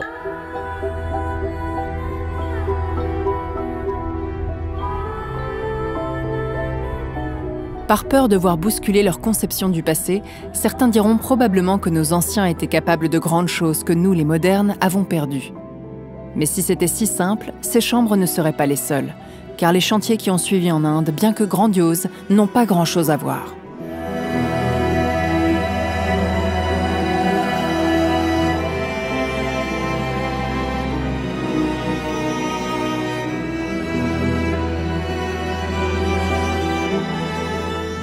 Le site d'Ajanta est un ensemble de grottes bouddhistes creusées dans une longue falaise de basalte en forme de fer à cheval, dont le début de la construction date des environs du IIe siècle avant notre ère, soit un siècle environ après Barabar.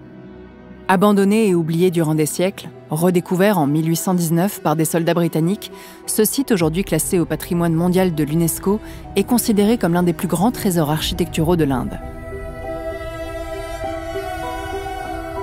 Le terme grotte est assez réducteur. Ce sont en réalité des temples et des salles de prière, célèbres pour leurs magnifiques sculptures et leurs peintures murales, qui reflètent les enseignements de Bouddha.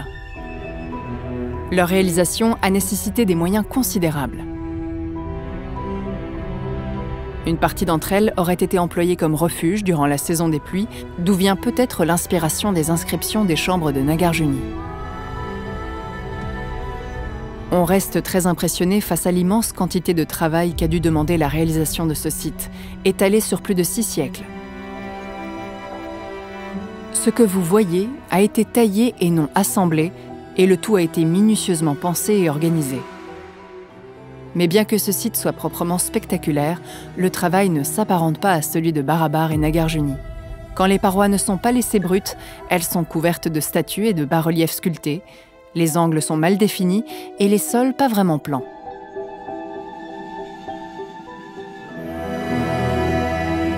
Mais il y a peut-être encore plus spectaculaire que ce site, le complexe d'Ellora. Également situé dans l'état du Maharashtra, Ellora est un ensemble de 34 salles taillées dans la roche entre les 6e et 10e siècles ou 12e selon les sources, sur une distance totale de près de 2 km.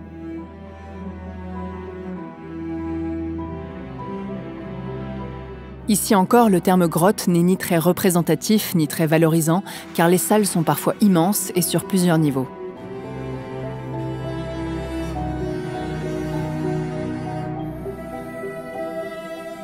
« 12 d'entre elles sont bouddhistes, 17 hindous et 5 jaïnes.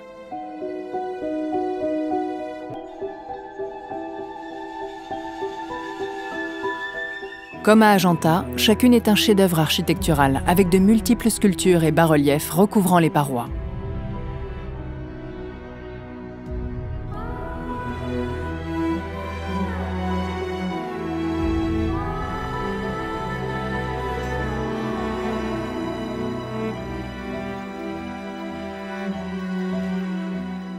La plus célèbre construction de cet ensemble est appelée grotte numéro 16, bien qu'il s'agisse d'un temple et pas n'importe lequel. Toute la roche a été sculptée pour ressembler au mont Kailash, la résidence légendaire de Shiva. Ce temple comporte galeries, colonnes, sanctuaires et sculptures complexes sur plusieurs niveaux. Gardez à l'esprit qu'il a été entièrement sculpté dans un seul bloc. Aucune statue ni aucun élément n'ont été rajoutés.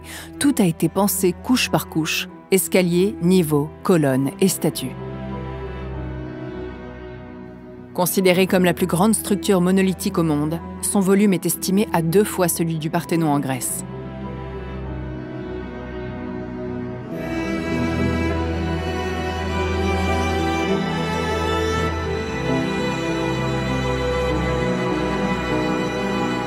Mais aussi remarquable et gigantesque soit-il, le travail accompli ne fait que contenter l'œil, comme disent les compagnons, et la précision ne va pas au-delà.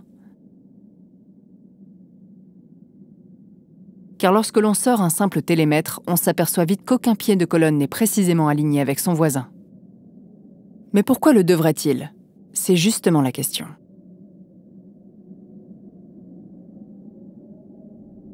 Avec Barabar et Nagarjuni, nous sommes confrontés à 2 questions majeures. Comment ont-elles été réalisées à ce niveau de précision et pourquoi?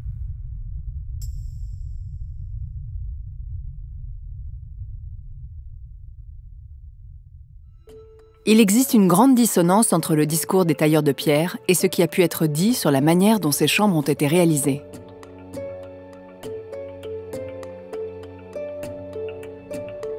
Notamment par l'indologue Huntington, suite à son rigoureux travail d'observation dans Lomas Rishi. Cette chambre est cruciale dans la compréhension de cette affaire, et nous allons la considérer depuis le point de vue de l'enquêteur. Voyons tout d'abord les opinions des uns et des autres à travers le temps.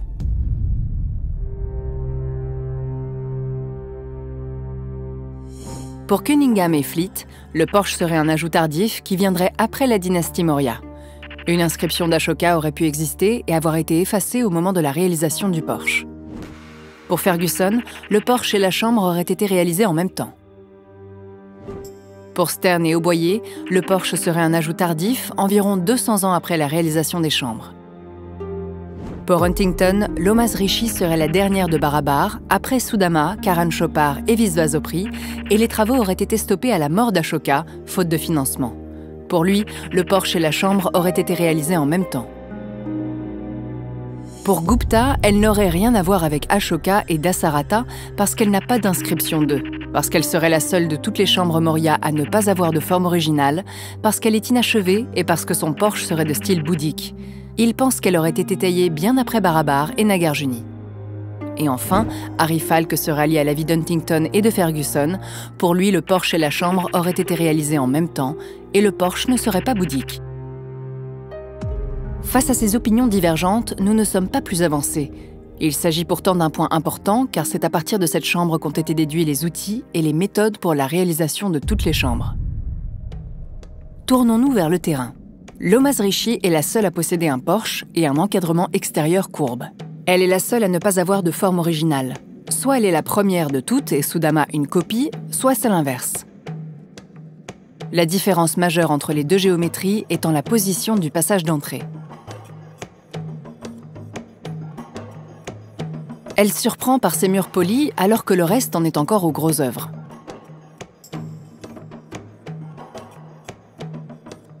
L'état d'avancement des travaux dans cette grotte est surprenant. Il faut conduire tout le travail de dégrossissage avant d'entamer le polissage. Ce polissage des murs est une aberration. Ben, là, on voit bien, mais le mode opératoire est pas cohérent, quoi. C'est commencé de partout et c'est fini nulle part. Ça, c'est pareil, j'ai du mal à comprendre. Ça rend pas la chose impossible, ça rend la chose plus compliquée. On finit tout de la forme et après on va polybrillant tout d'un coup. C'est des étapes clés de chaîne de fabrication. On peut pas finir une et puis commencer une autre. Non, non, c'est tout en même temps qui doit se faire. Là, c'est incompréhensible, c'est pas logique.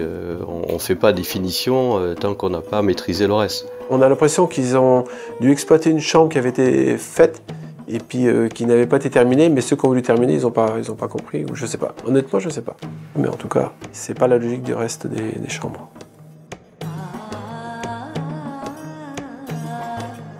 Les tailleurs de pierre indiens commencent traditionnellement par le plafond. Or là, c'est l'inverse. Dans le dôme de Soudama, en faisant jouer la lumière, on observe les spectres de 2 cercles mieux visibles sur les scans. On va essayer un premier cercle et puis on en voit un deuxième à l'intérieur. Voilà, et quand on regarde les centres de chacun de ces cercles, ils sont exactement tous alignés. Ce qui suggère l'emploi d'un dispositif mécanique permettant de tailler la coupole. Technique qu'on n'aperçoit pas du tout dans le dôme de Lomas Rishi. Les coups de pic vont également trop près de la forme finale de la voûte, ce qui risque de générer, si on creuse trop, des négatifs d'enlèvement, des trous, qu'on observe sur place. Et enfin, sur la paroi extérieure de cette chambre, des indices renforcent l'impression de se trouver face à 2 périodes de taille et de techniques différentes. Ces rainures, cerclées de rouge sur cette image. Bien connus des tailleurs de pierre, ces rainures sont les marques de l'aiguisage des lames de ciseaux qu'on frotte contre le granit.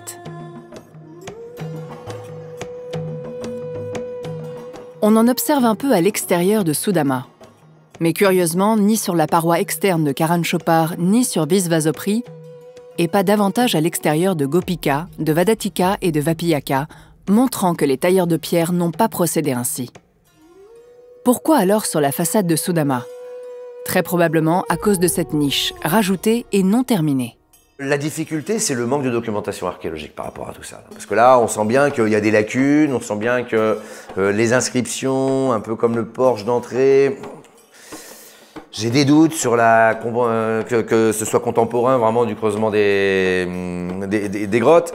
Du coup, l'inscription du roi, en fait, est-ce que ça correspond à la même date que la réalisation de ça? Il n'y a rien qui le prouve, quoi. Mais il y a des fois, il faut savoir dire qu'on ne sait pas.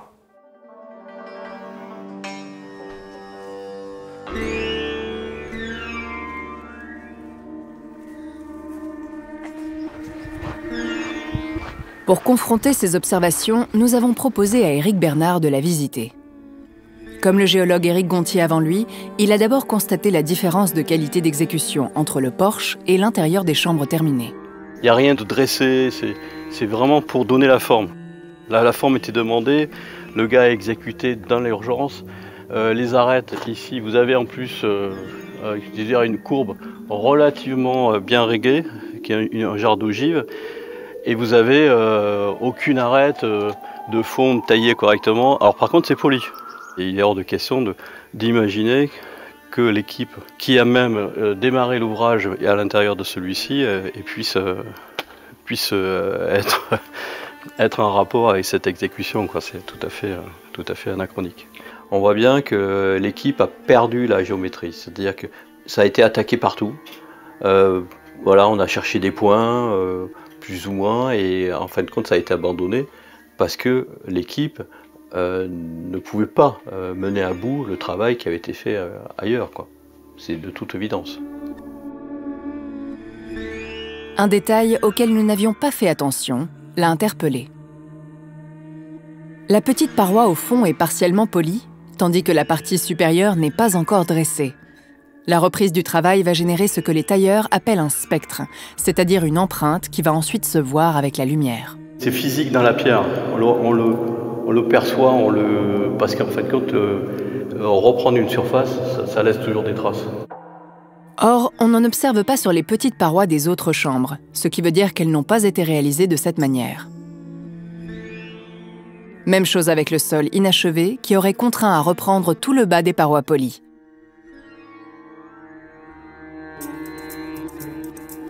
Récapitulons. Dans cette chambre, les opérations de taille et de polissage se déroulent de manière illogique et les coups d'outils démontrent une absence de méthode et de rigueur. La qualité du travail du porche n'est pas la même que celui de l'intérieur des chambres. On n'observe pas de rainures d'aiguisage sur les façades des chambres, à l'exception des sols qui présentent des éléments inachevés, Sudama et Lomas Rishi. Si Lomas Rishi est la première des chambres et si le porche a été réalisé en même temps que l'intérieur, cela veut donc dire qu'il fait partie du principe architectural de construction. Dans ce cas, pourquoi Sudama et Karan Chopar, juste à côté et terminés, n'ont-elles pas de porche? Mais si, comme le pensent certains indologues, le porche a été ajouté après, cela devrait alors se voir sur place. Il s'avère que c'est le cas. Il est très facile pour n'importe quel homme de métier de venir poser la main ici. On voit bien que la surface que vous avez ici là, est pratiquement, disons au toucher, elle est identique aux autres salles, c'est-à-dire avec la précision. Et quand vous glissez sur une forme d'arête qui est par là, le tailleur de pierre qui a repris dans cette surface et qui a exécuté le porche s'est retrouvé lui à tailler avec certainement maladresse. On voit bien qu'il y a une incohérence de maîtrise. Et là, donc, on le retrouve ici. Et tout ça, donc vous voyez cette partie-là est en creux, ou mal poli, ou mal taillé. Et puis quand on reprend le porche ici, pareil, il y a des creux, mais énormes, sur une surface de 40 cm. Et là, il y a un creux pratiquement 1 cm. Vous prenez n'importe quel pierreux qui vient ici regarder la surface, etc., sans avoir la connaissance géométrique, et il vous dit, là, il y a un souci de facture entre cette partie-là, voilà, et le reste. C'est tout à fait évident. Voilà. Ceux qui ont taillé ce porche avaient évidemment dans l'idée de réaliser ou de terminer l'intérieur. Les coups d'outils qu'on observe aujourd'hui viennent donc de cette même équipe et ne peuvent pas nous éclairer sur la manière dont ont été réalisées les autres chambres. Soit ce porche date d'Ashoka, soit il a été ajouté bien après. Mais s'il date de la période Ashoka, alors les autres chambres sont plus anciennes et étaient déjà terminées depuis longtemps au moment de leur donation aux Ajivika, ce qui expliquerait qu'on avait déjà à cette époque oublié leur véritable fonction. I agree with you that the original idea has disappeared. Car compte tenu de la complexité du travail que représentent ces chambres, comment décemment les réduire à de simples abris, à moins justement d'en avoir hérité et d'ignorer le travail qu'elles ont réellement représenté?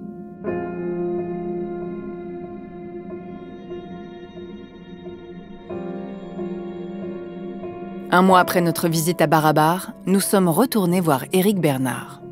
Ce qui pose surtout problème dans ce cas de figure, c'est surtout le donneur d'ordre, celui qui a imaginé le volume et puis qui se dit, ben voilà, j'exige ça et je vais trouver l'équipe qui va me le produire. Là même maintenant dans les labos de recherche et les labos d'exécution, ça demande un travail colossal, quoi, de mettre en phase ces deux mondes. Là, ça a été fait. Ça a été fait sans aucune antériorité. L'exigence de géométrie a une raison. Parce que vraiment, on n'a pas de référence, nous, occidentaux, d'un exemple de ce type-là.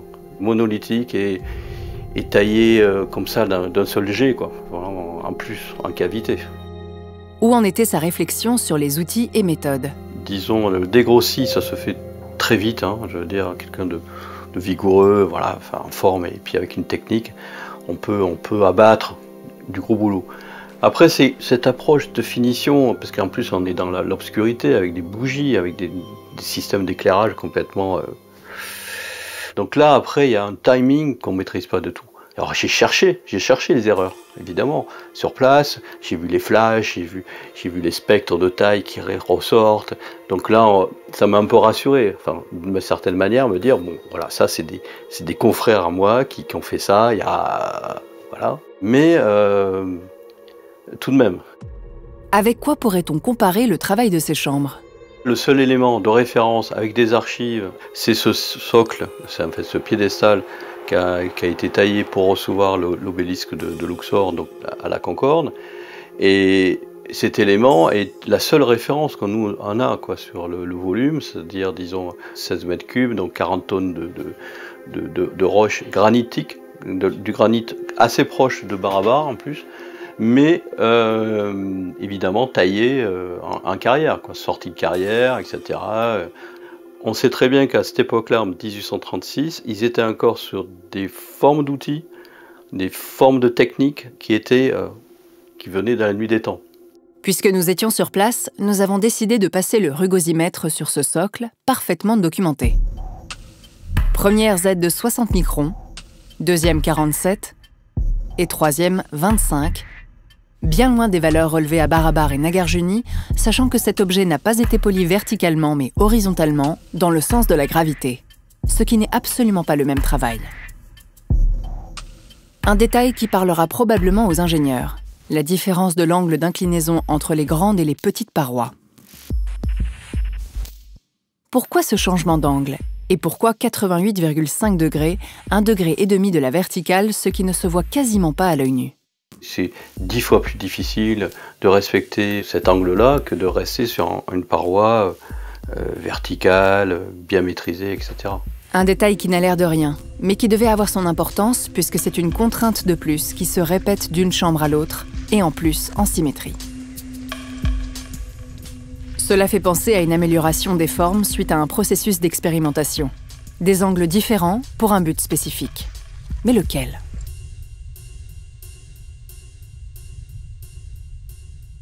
Parlant du poli, on remarque quelques éclats dans celui des chambres terminées comme ici, dans le bas de la paroi de Karan Chopard. Nous pensions qu'il s'agissait de dégradation ultérieure, mais pour lui, ce sont des faiblesses du granit au moment de la taille. Le fait de passer au poli sans avoir à essayer de cacher, c'est-à-dire de cacher les erreurs de la nature, disons. Et on voit bien que le poli est venu sur une forme extrêmement rigoureuse et définie au niveau des côtes. Et après, voilà, qu'il y ait des trous et des choses comme ça. Donc on voit bien que ce poli n'est pas du tout esthétique, n'est pas du tout en rapport avec un besoin de confort visuel ou quoi que ce soit. C'est tout à fait, à mon avis, à oublier. Un poli davantage technique qu'esthétique. Un autre tailleur de pierre nous avait confié que si ces chambres réalisées avec autant de précision et de sobriété étaient dépourvues d'images religieuses ou de motifs divers, cela plaidait pour des objets ayant une fonction bien précise. À ce sujet, les scans ont révélé une autre curiosité, découverte par le chercheur Quentin Leplat. Alors que tous les passages d'entrée sont à 90 degrés ou presque, la chambre de Vadatika, elle a un couloir qui est légèrement désaxé, enfin qui n'est pas dans le même axe que la chambre. C'est le couloir d'entrée ici, là, voilà, qui, lorsqu'il est prolongé, vient, entre guillemets, taper sur Vapillaka à 90 degrés. Et en plus de ça, l'axe de ces deux couloirs, eh bien, il indique les axes nord-sud, est-ouest. Ces deux grottes, pour moi, elles ont été pensées ensemble.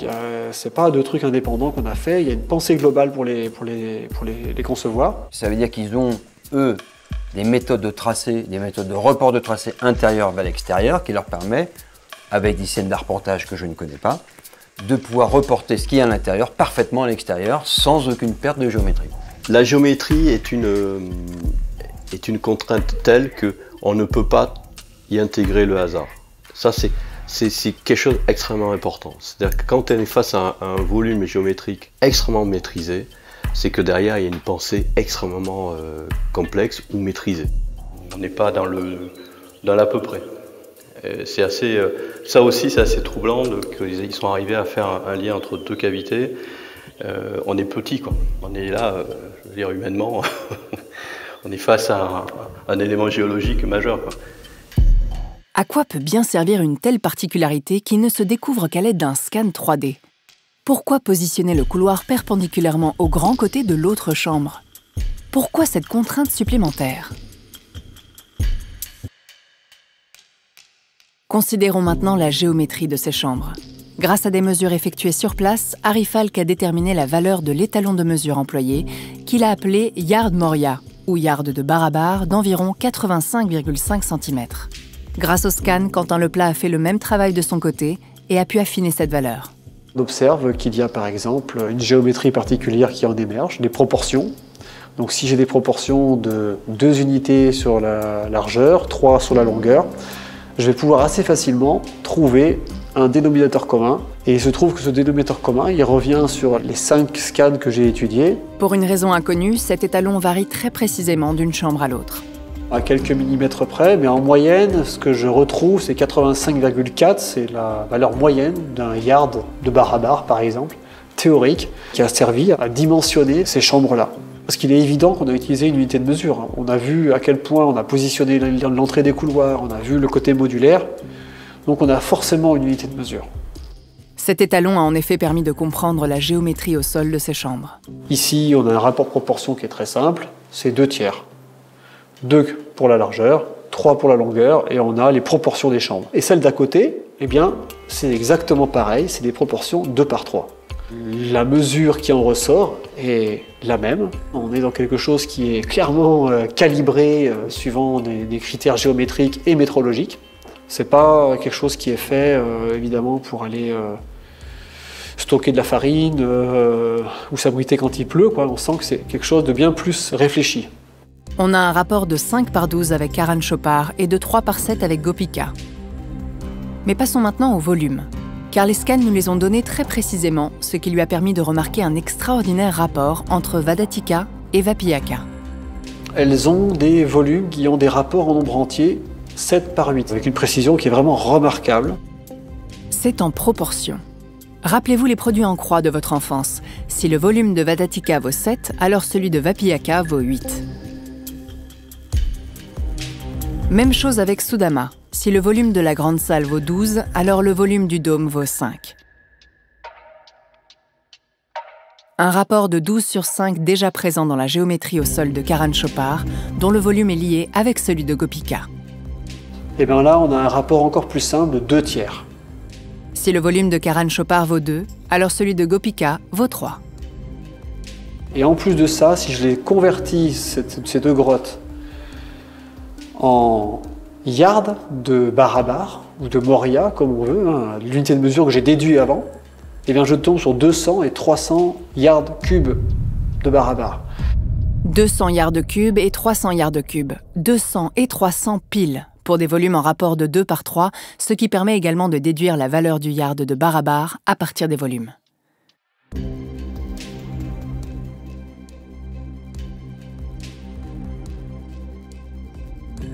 Les plus sceptiques argueront peut-être le hasard en disant qu'il ne s'agit que de 2 chambres sur 5.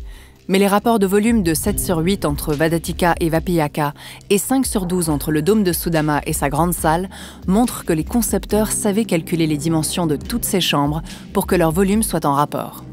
This is certainly not by chance. This is impossible. But if someone is capable of planning something, and you cannot achieve 200 or 300 while you are cutting out a cave. You have to plan it beforehand. That means you can plan and think in cubical whole numbers. And this is something unthought of. Nobody ever thought of something that you could prove, and everybody could go there nowadays with our modern machines and have the machine find out the cubical content of Gopika, and then it comes out it's 300 times a cube of Mauryan yards. Vous vous souvenez à quel point les formes des chambres sont complexes? Pour connaître les volumes sans passer par les scans, il faut décomposer chacun en assemblages de volumes simples, calculer chaque portion de volume, puis les additionner. Mais le problème posé aux concepteurs de Barabar est inverse et beaucoup plus complexe. Il consiste à déterminer chacune des dimensions des chambres, longueur, largeur, hauteur, rayon des courbes, etc., pour que les volumes terminés fassent les nombres attendus. Ce qui, face à la complexité des géométries de chacune d'elles, va bien au-delà du triangle de Pythagore. Ça vient non seulement confirmer l'usage du yard de Barabar, ça confirme le fait qu'on a dimensionné ces deux chambres-là avec des rapports de volume en nombre entier. Et la précision, elle est d'après les données qu'on a, c'est de 1/1500e. Donc c'est ultra précis. Je veux dire, on aurait du mal à faire mieux, je ne vois pas comment on pourrait faire mieux. Et forcément, il faut maîtriser le nombre pi avec beaucoup de décimales après la virgule, parce que si on veut faire des calculs avec toutes les portions de cônes, de cylindres, de sphères qu'il y a, le nombre pi, il ne faut pas qu'on joue avec des fractions approximatives, quoi. Il faut qu'on en ait une très très bonne connaissance, quoi. La conception et le dimensionnement de ces géométries font intervenir des équations complexes qui témoignent d'un niveau mathématique totalement hors de portée des capacités supposées de l'époque. So I think what you have found out here is breathtaking and it's unique, unbelievable. It shows that the geometrists working maybe hand in glove with the Iranian stonecutters, that they could introduce their knowledge and they did so. And at the same time they knew that nobody entering these caves will see these whole numbers. They are inside a construction produced from whole numbers, but you don't see that you're inside of it. Ces chambres ont ensuite été réalisées sans aucune latitude possible, anticipant ce que chaque étape de taille enlève de matière jusqu'au poli final. Comme les tailleurs de pierre nous l'ont dit haut et fort, nous devons donc ajouter à ce niveau de connaissances mathématiques une exceptionnelle maîtrise de réalisation qui ne peut s'acquérir qu'à la suite d'une longue période d'apprentissage. Le problème étant qu'on ne la voit nulle part. Voilà pourquoi les scans changent tout et pourquoi nous devons nous sortir des a priori de l'histoire pour comprendre ces chambres. La forme des entrées des chambres a également posé question. À Ellora et Ajanta, nous n'avons pas vu de porte trapézoïdale, car ce n'est pas une forme typique indienne. Dans son ouvrage dédié à Barabar, reprenant Huntington, l'indologue Gupta évoque une similarité avec les encadrements de portes égyptiennes, également trapézoïdales, qu'il balaye aussitôt au motif que les datations ne correspondraient pas. Mais la datation des chambres n'a absolument rien de certain. Lors du tournage de notre précédent film, nous avions également vu ce type d'entrée trapézoïdale au Pérou, sur des constructions très précisément réalisées, comme ici au Coricancha de Cusco. Ironie du sort, on trouve en Égypte des surfaces de granit poli presque aussi précisément qu'à Barabar. Dans les énigmatiques cuves du Sérapéum de Saqqara, elles aussi datées à partir d'inscriptions plus que douteuses. Et si nous nous trouvions face aux traces des mêmes bâtisseurs ? Car nous avons fait un autre constat, cette fois avec la chambre Sudama, la plus complexe de toutes. On analyse, le géomètre fait des mesures. Il fait des mesures de manière la plus objective possible, avec un appareil dont il connaît les caractéristiques techniques, donc notamment ces fameuses incertitudes. Et après, à la fin, on va venir constater ce que l'on a mesuré. Voilà. Et qu'est-ce qu'on constate quand on mesure l'objet tel qu'on l'a assemblé? C'est effectivement 11 mètres de longueur pour la salle. Bon, après, c'est 11 mètres 008. On peut tomber à 11 mètres 004 ou à tomber à 11 mètres 11. Pour moi, ça sera pareil. 5 mètres 96 pour la largeur. On a une sphère ici, voilà, qui a un rayon de 3 mètres, un centre 1 mètre au-dessus du sol. On a un cône ici, là. Un cône. Et puis les murs ici de voûte qui sont à 2 mètres pile. La voûte ici, là, on arrive aussi à un rayon de 3 mètres 03 et un centre du cylindre principal à 1 mètre 02 au-dessus du sol. Voilà, donc 11 mètres, 6 mètres, 2 mètres, 1 mètre, on ne fait que constater. C'est du constat le plus factuel possible. Je prends un point, je prends plusieurs de ces points et voilà ce que l'on obtient. Donc le constat, effectivement, c'est qu'ici, on retrouve des valeurs métriques à 1, 2, 3, 4 fois 4 reprises. Mais sur des volumes en 3D, sur une régularité, sur une longueur totale, sur un point ponctuel. Voilà, c'est des choses assez remarquables, assez intéressantes à noter. Un simple constat, mais qui dérange. Car le mètre ayant été déterminé en France en 1795, il apparaît impossible que ces dimensions puissent avoir été pensées et mesurées en mètres. Pourtant, avec Sudama, on tombe sur des nombres entiers seulement en mètres, alors qu'en yards de bar à bar, ce n'est pas le cas. C'est vrai qu'on tombe assez souvent sur le mètre quand on mesure. Il est fort probable que le concepteur a pensé les choses avec le mètre et le yard de bar à bar. Dans le film précédent, nous avons constaté le mètre sur divers sites anciens majeurs de la planète. En Bolivie, en Égypte, en France et maintenant à bar à bar. Ce qui pose un évident problème historique, car cette connaissance du mètre implique d'une part avoir mesuré la circonférence de la Terre et d'autre part de l'avoir divisée en 40 millions, comme nous l'avons fait. À moins que ce ne soit l'inverse, c'est plutôt nous qui ayons fait comme eux.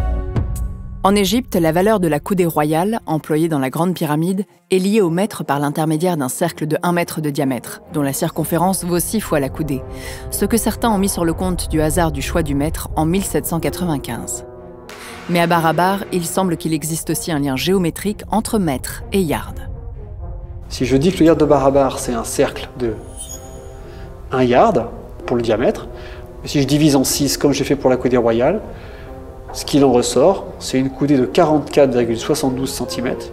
Et cette coudée de 44,72, si j'en fais un double carré, la diagonale, elle fait 1 mètre. La conception des chambres de bar à bar, c'est des cercles et des angles droits et des figures carrées, quoi. Globalement, quand on conçoit les choses, on utilise des compas, des équerres, enfin, on est dans un travail qui utilise ce genre de géométrie. Donc, il est possible qu'effectivement, on ait déployé du coup les deux mesures dans une seule pièce.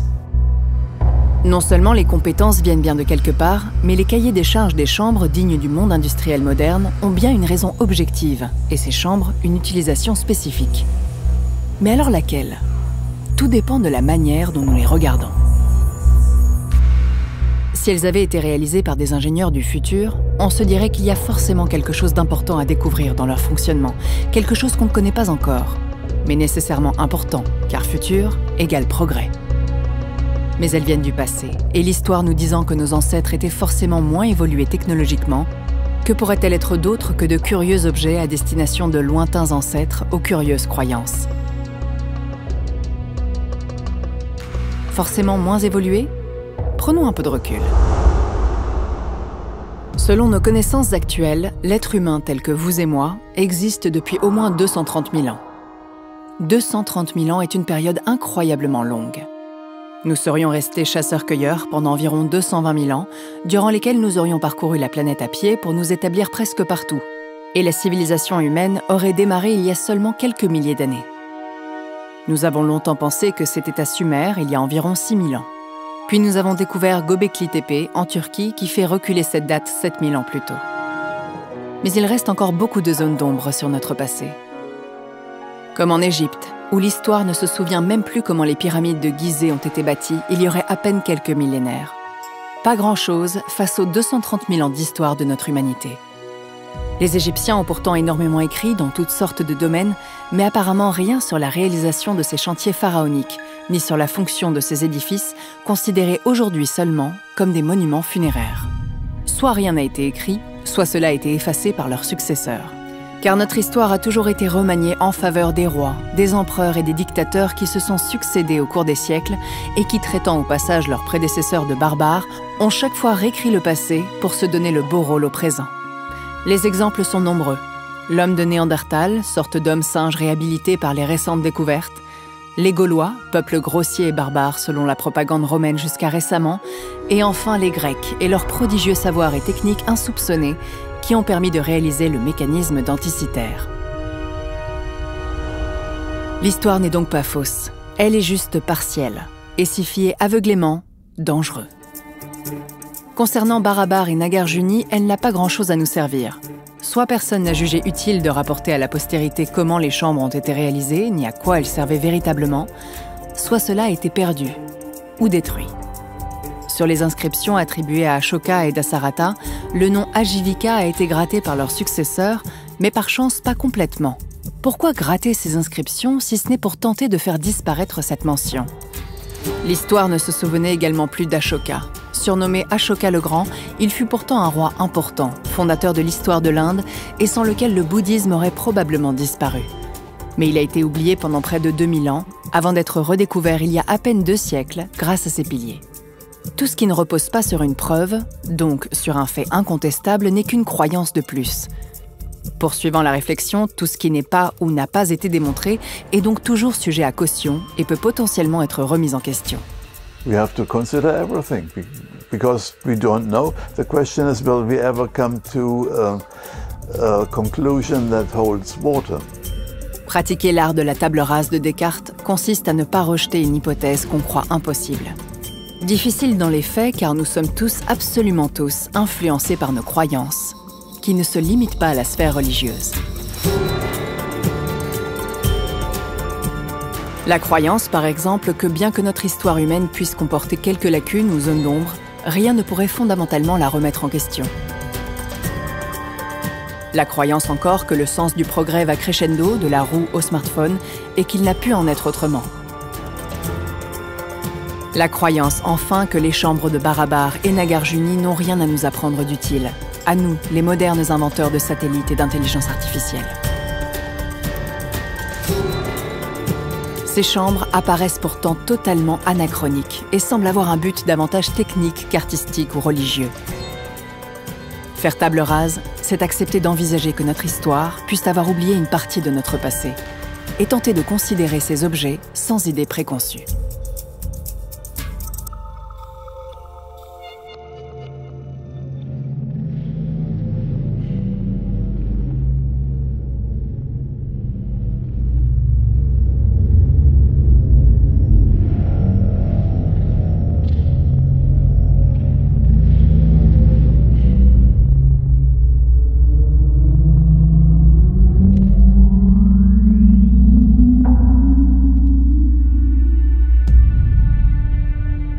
Aujourd'hui comme hier, personne ne va se donner autant de mal pour aboutir à des réalisations aussi précises s'il n'y a pas un but à la hauteur des efforts déployés, qui dans ce cas sont colossaux. Quand on va venir vraiment pousser l'analyse plus finement, il y a quelque chose d'autre qui apparaît, une autre philosophie, donc une autre volonté. Pour moi, c'est tout évident, c'est un objet scientifique, un objet de mesure tellement exceptionnelle que la raison de ces objets doit avoir une utilité scientifique. Voilà, ça ne peut être que ça. Well, it has been observed by several scholars that the sound inside such a cave is increasing. If you say something, the sound accelerates, and it would be impossible, I think, that people meet inside these caves and talk to each other. Alors si en plus il y a une autre mesure qui est celle du son, parce que c'est peut-être ce qu'ils cherchaient, somme toute, ça peut expliquer les parois inclinées, ça peut expliquer les voûtes sur 3 arcs, faites avec 3 rayons différents, le polymiroir qui justement favorisait la propagation et la réverbération, ça permettrait de justifier en fait la forme et pourquoi on est allé par exemple faire des polymiroirs dans ces grottes, parce qu'on aurait pu s'arrêter à l'étape avant.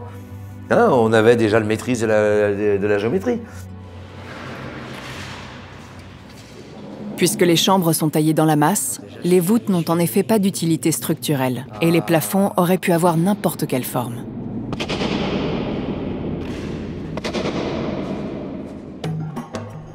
Lorsqu'on entre dans ces chambres obscures, l'interaction du son avec leur géométrie saute aux oreilles et produit des effets impressionnants, difficiles à restituer avec des micros.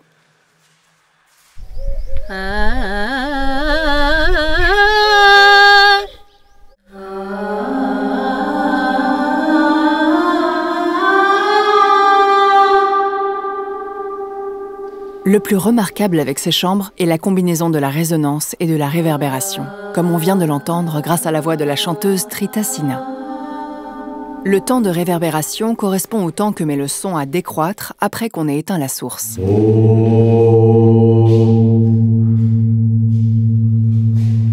tandis que les résonances acoustiques correspondent à des fréquences spécifiques pour lesquelles le son est amplifié.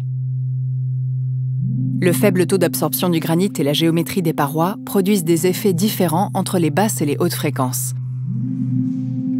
Mais ces effets dans les chambres sont-ils des conséquences involontaires dues à leur géométrie ou au contraire intentionnelles et maîtrisées dès la conception? Depuis que nous les avons découvertes, nous avons réalisé des expériences et des enregistrements.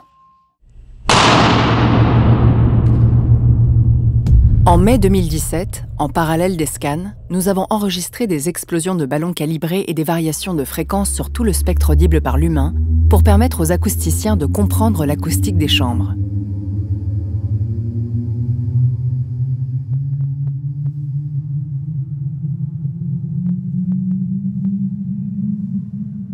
Nous avons ensuite fait analyser ces données, mais les instruments utilisés n'étaient pas assez précis. Nous sommes donc retournés sur place en mars 2020, avec un protocole de mesure très précis, 2 sonomètres, un enregistreur et des ballons. Nous avons enregistré une centaine d'explosions de ballons dans les chambres avec nos sonomètres.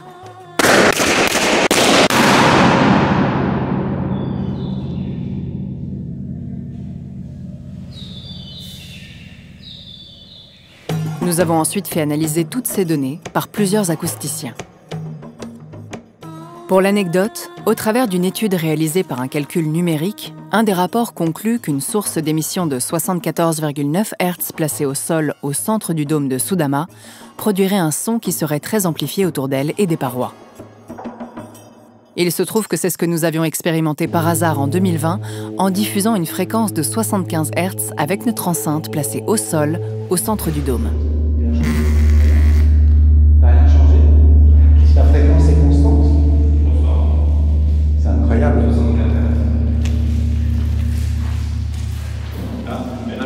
Là, il n'y est plus, là. Je pense que j'ai tué l'enceinte. Ah bon? Très concrètement, notre enceinte a littéralement grillé. Ce qui s'est reproduit lorsque nous sommes retournés en mars 2023 vérifier certaines données et réaliser de nouveaux enregistrements.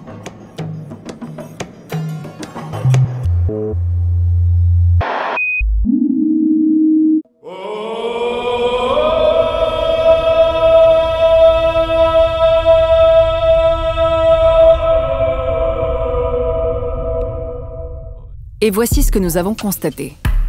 Ces chambres sont une sorte de cas d'école, car elles cumulent différentes caractéristiques qui ne sont pas actuellement recherchées par les acousticiens modernes. Tout d'abord, elles génèrent une inintelligibilité de la parole et des chants rapides qui deviennent inaudibles lorsqu'on est à plus de 50 cm de la source. Autrement dit, elles ne sont pas faites pour écouter un prêche, ni pour parler. Le milieu est là-bas. Et en même temps qu'elle est très légèrement incurvée, elle est aussi très légèrement inclinée. Si tu arrives à ça,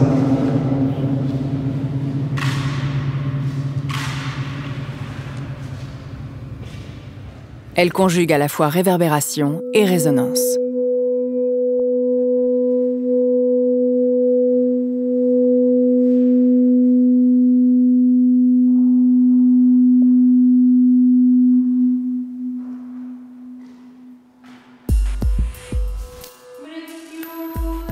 Les temps de réverbération dans les basses fréquences sont très élevés. À titre de comparaison, pour Notre-Dame de Paris, la réverbération dans les basses fréquences dure de 10 à 12 secondes, quand dans le dôme de Sudama, elle atteint 62 secondes et dans Vadatika, 70 secondes.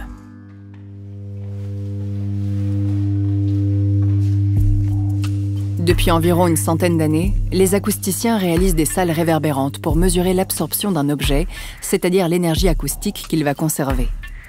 Si la réverbération y dure jusqu'à 15 secondes, il neutralise en général l'effet de résonance.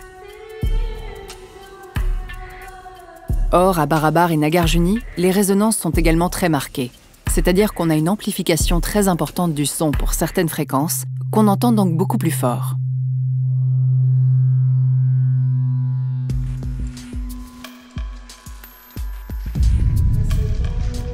Ces temps de réverbération exceptionnels viennent confirmer le caractère intrigant de ces chambres. Selon les acousticiens qui ont confirmé notre intuition d'une utilisation des fréquences, ils sont dus au faible taux d'absorption du granit, mais également au poli, à l'inclinaison des parois et aux symétries des volumes. car le poli des surfaces augmente la réverbération des très hautes fréquences. Les symétries des volumes augmentent celles des basses fréquences par la présence de fortes résonances. L'inclinaison des parois neutralise l'effet d'écho flottant et semble jouer avec la focalisation, c'est-à-dire la concentration des sons en des endroits particuliers. Ce qui est également le cas avec les voûtes, comme l'a remarqué Olivier Lavigne. Quelques explorations montrent un retour focal extrêmement intéressant entre 70 et 80 cm de hauteur dans Gopika, où des perceptions sensorielles pourraient être maximales dans une configuration d'émission en position basse, mais nos recherches sont toujours en cours. Bien que l'intentionnalité apparaisse de manière géométrique avec la coordination des volumes, nous n'avons pas encore pu déterminer d'intentionnalité acoustique dans la conception des chambres. Mais cela ne veut pas dire qu'il n'y en ait pas, car un détail a interpellé les acousticiens. Vapi-Akka, Gopika et Karan Chopar résonnent chacune sur la fréquence propre de 34,4 Hz, relevée précisément à partir des éclatements de ballons de 2020.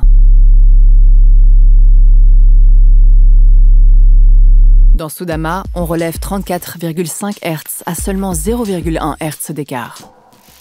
La température influence les mesures et comme nous ne sommes pas certains de celle de Sudama au moment de nos enregistrements, nous n'allons donc retenir que les trois premières, Vapi-Akka, Gopika et Karan Chopar.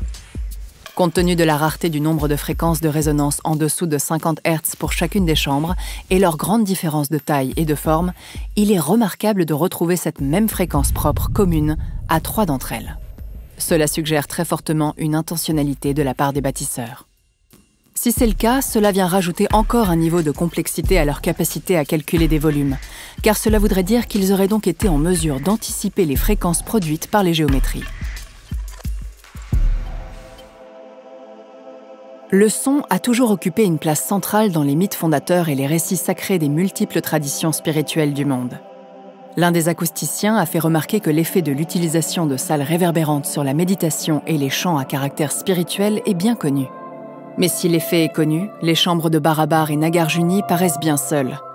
Des chantiers titanesques totalement incompris par les générations suivantes qui les ont relégués à de simples abris contre la pluie. Tout en elles témoigne pourtant d'un long processus de recherche. À moins de croire au miracle, ces chambres ne peuvent jaillir de nulle part et être uniques au monde. Il doit en exister d'autres ailleurs. Si les fréquences jouent bien un rôle dans ces chambres, serait-ce davantage pour être ressenties plutôt qu'entendues? Pourrait-il s'agir de la mise en œuvre d'effets naturels par la combinaison de géométrie et de fréquences en rapport avec l'organisme et peut-être la conscience?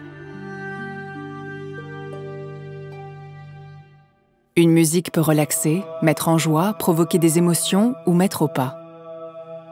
Mais les ondes sonores peuvent également soigner, en impactant des endroits précis, comme la recherche médicale moderne l'explore par la destruction de tumeurs.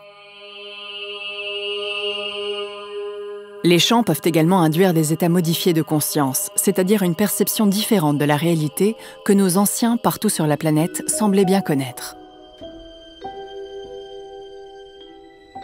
S'il est possible d'induire des états modifiés de conscience au son d'un tambour dans une forêt, quel pourrait être l'impact de ces géométries complexes sur ce phénomène?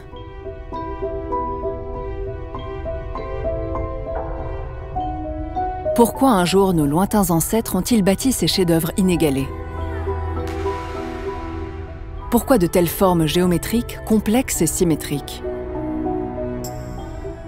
Pourquoi ces cahiers des charges dignes de l'industrie actuelle? Pourquoi une telle précision, visible seulement par notre technologie moderne? Comment ont-ils pu réaliser ces chambres avec cette exceptionnelle maîtrise? D'où viennent-elles? À quoi servent-elles? Quelle était leur science?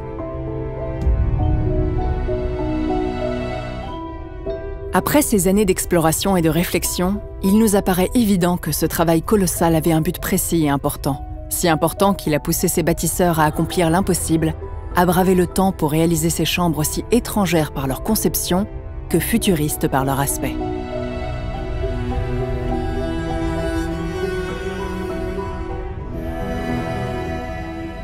Trop simples en apparence, trop complexes en réalité. Elles incarnent selon nous l'expression d'une pensée et d'une science différente de la nôtre par l'apparente simplicité de son génie. Une pensée qui pourrait être celle de l'humanité de demain. Un univers entier pourrait s'ouvrir à l'exploration. Peut-être celle faite il y a des millénaires par les bâtisseurs de Barabar et Nagarjuni. Voilà peut-être en ces temps troubles ce que nous racontent ces chambres, qui nous avons été, mais aussi qui nous sommes. Des extraordinaires bâtisseurs, capables du pire comme du meilleur.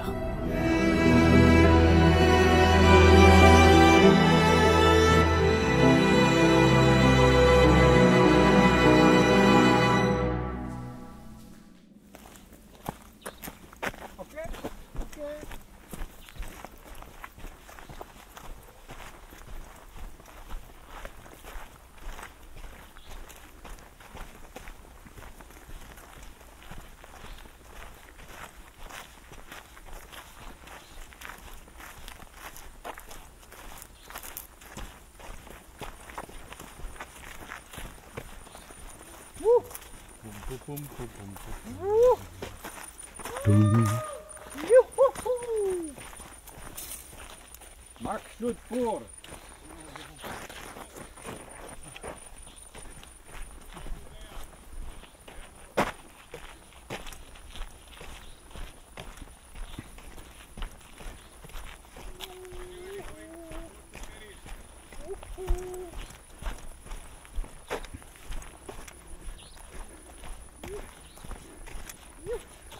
Ouf.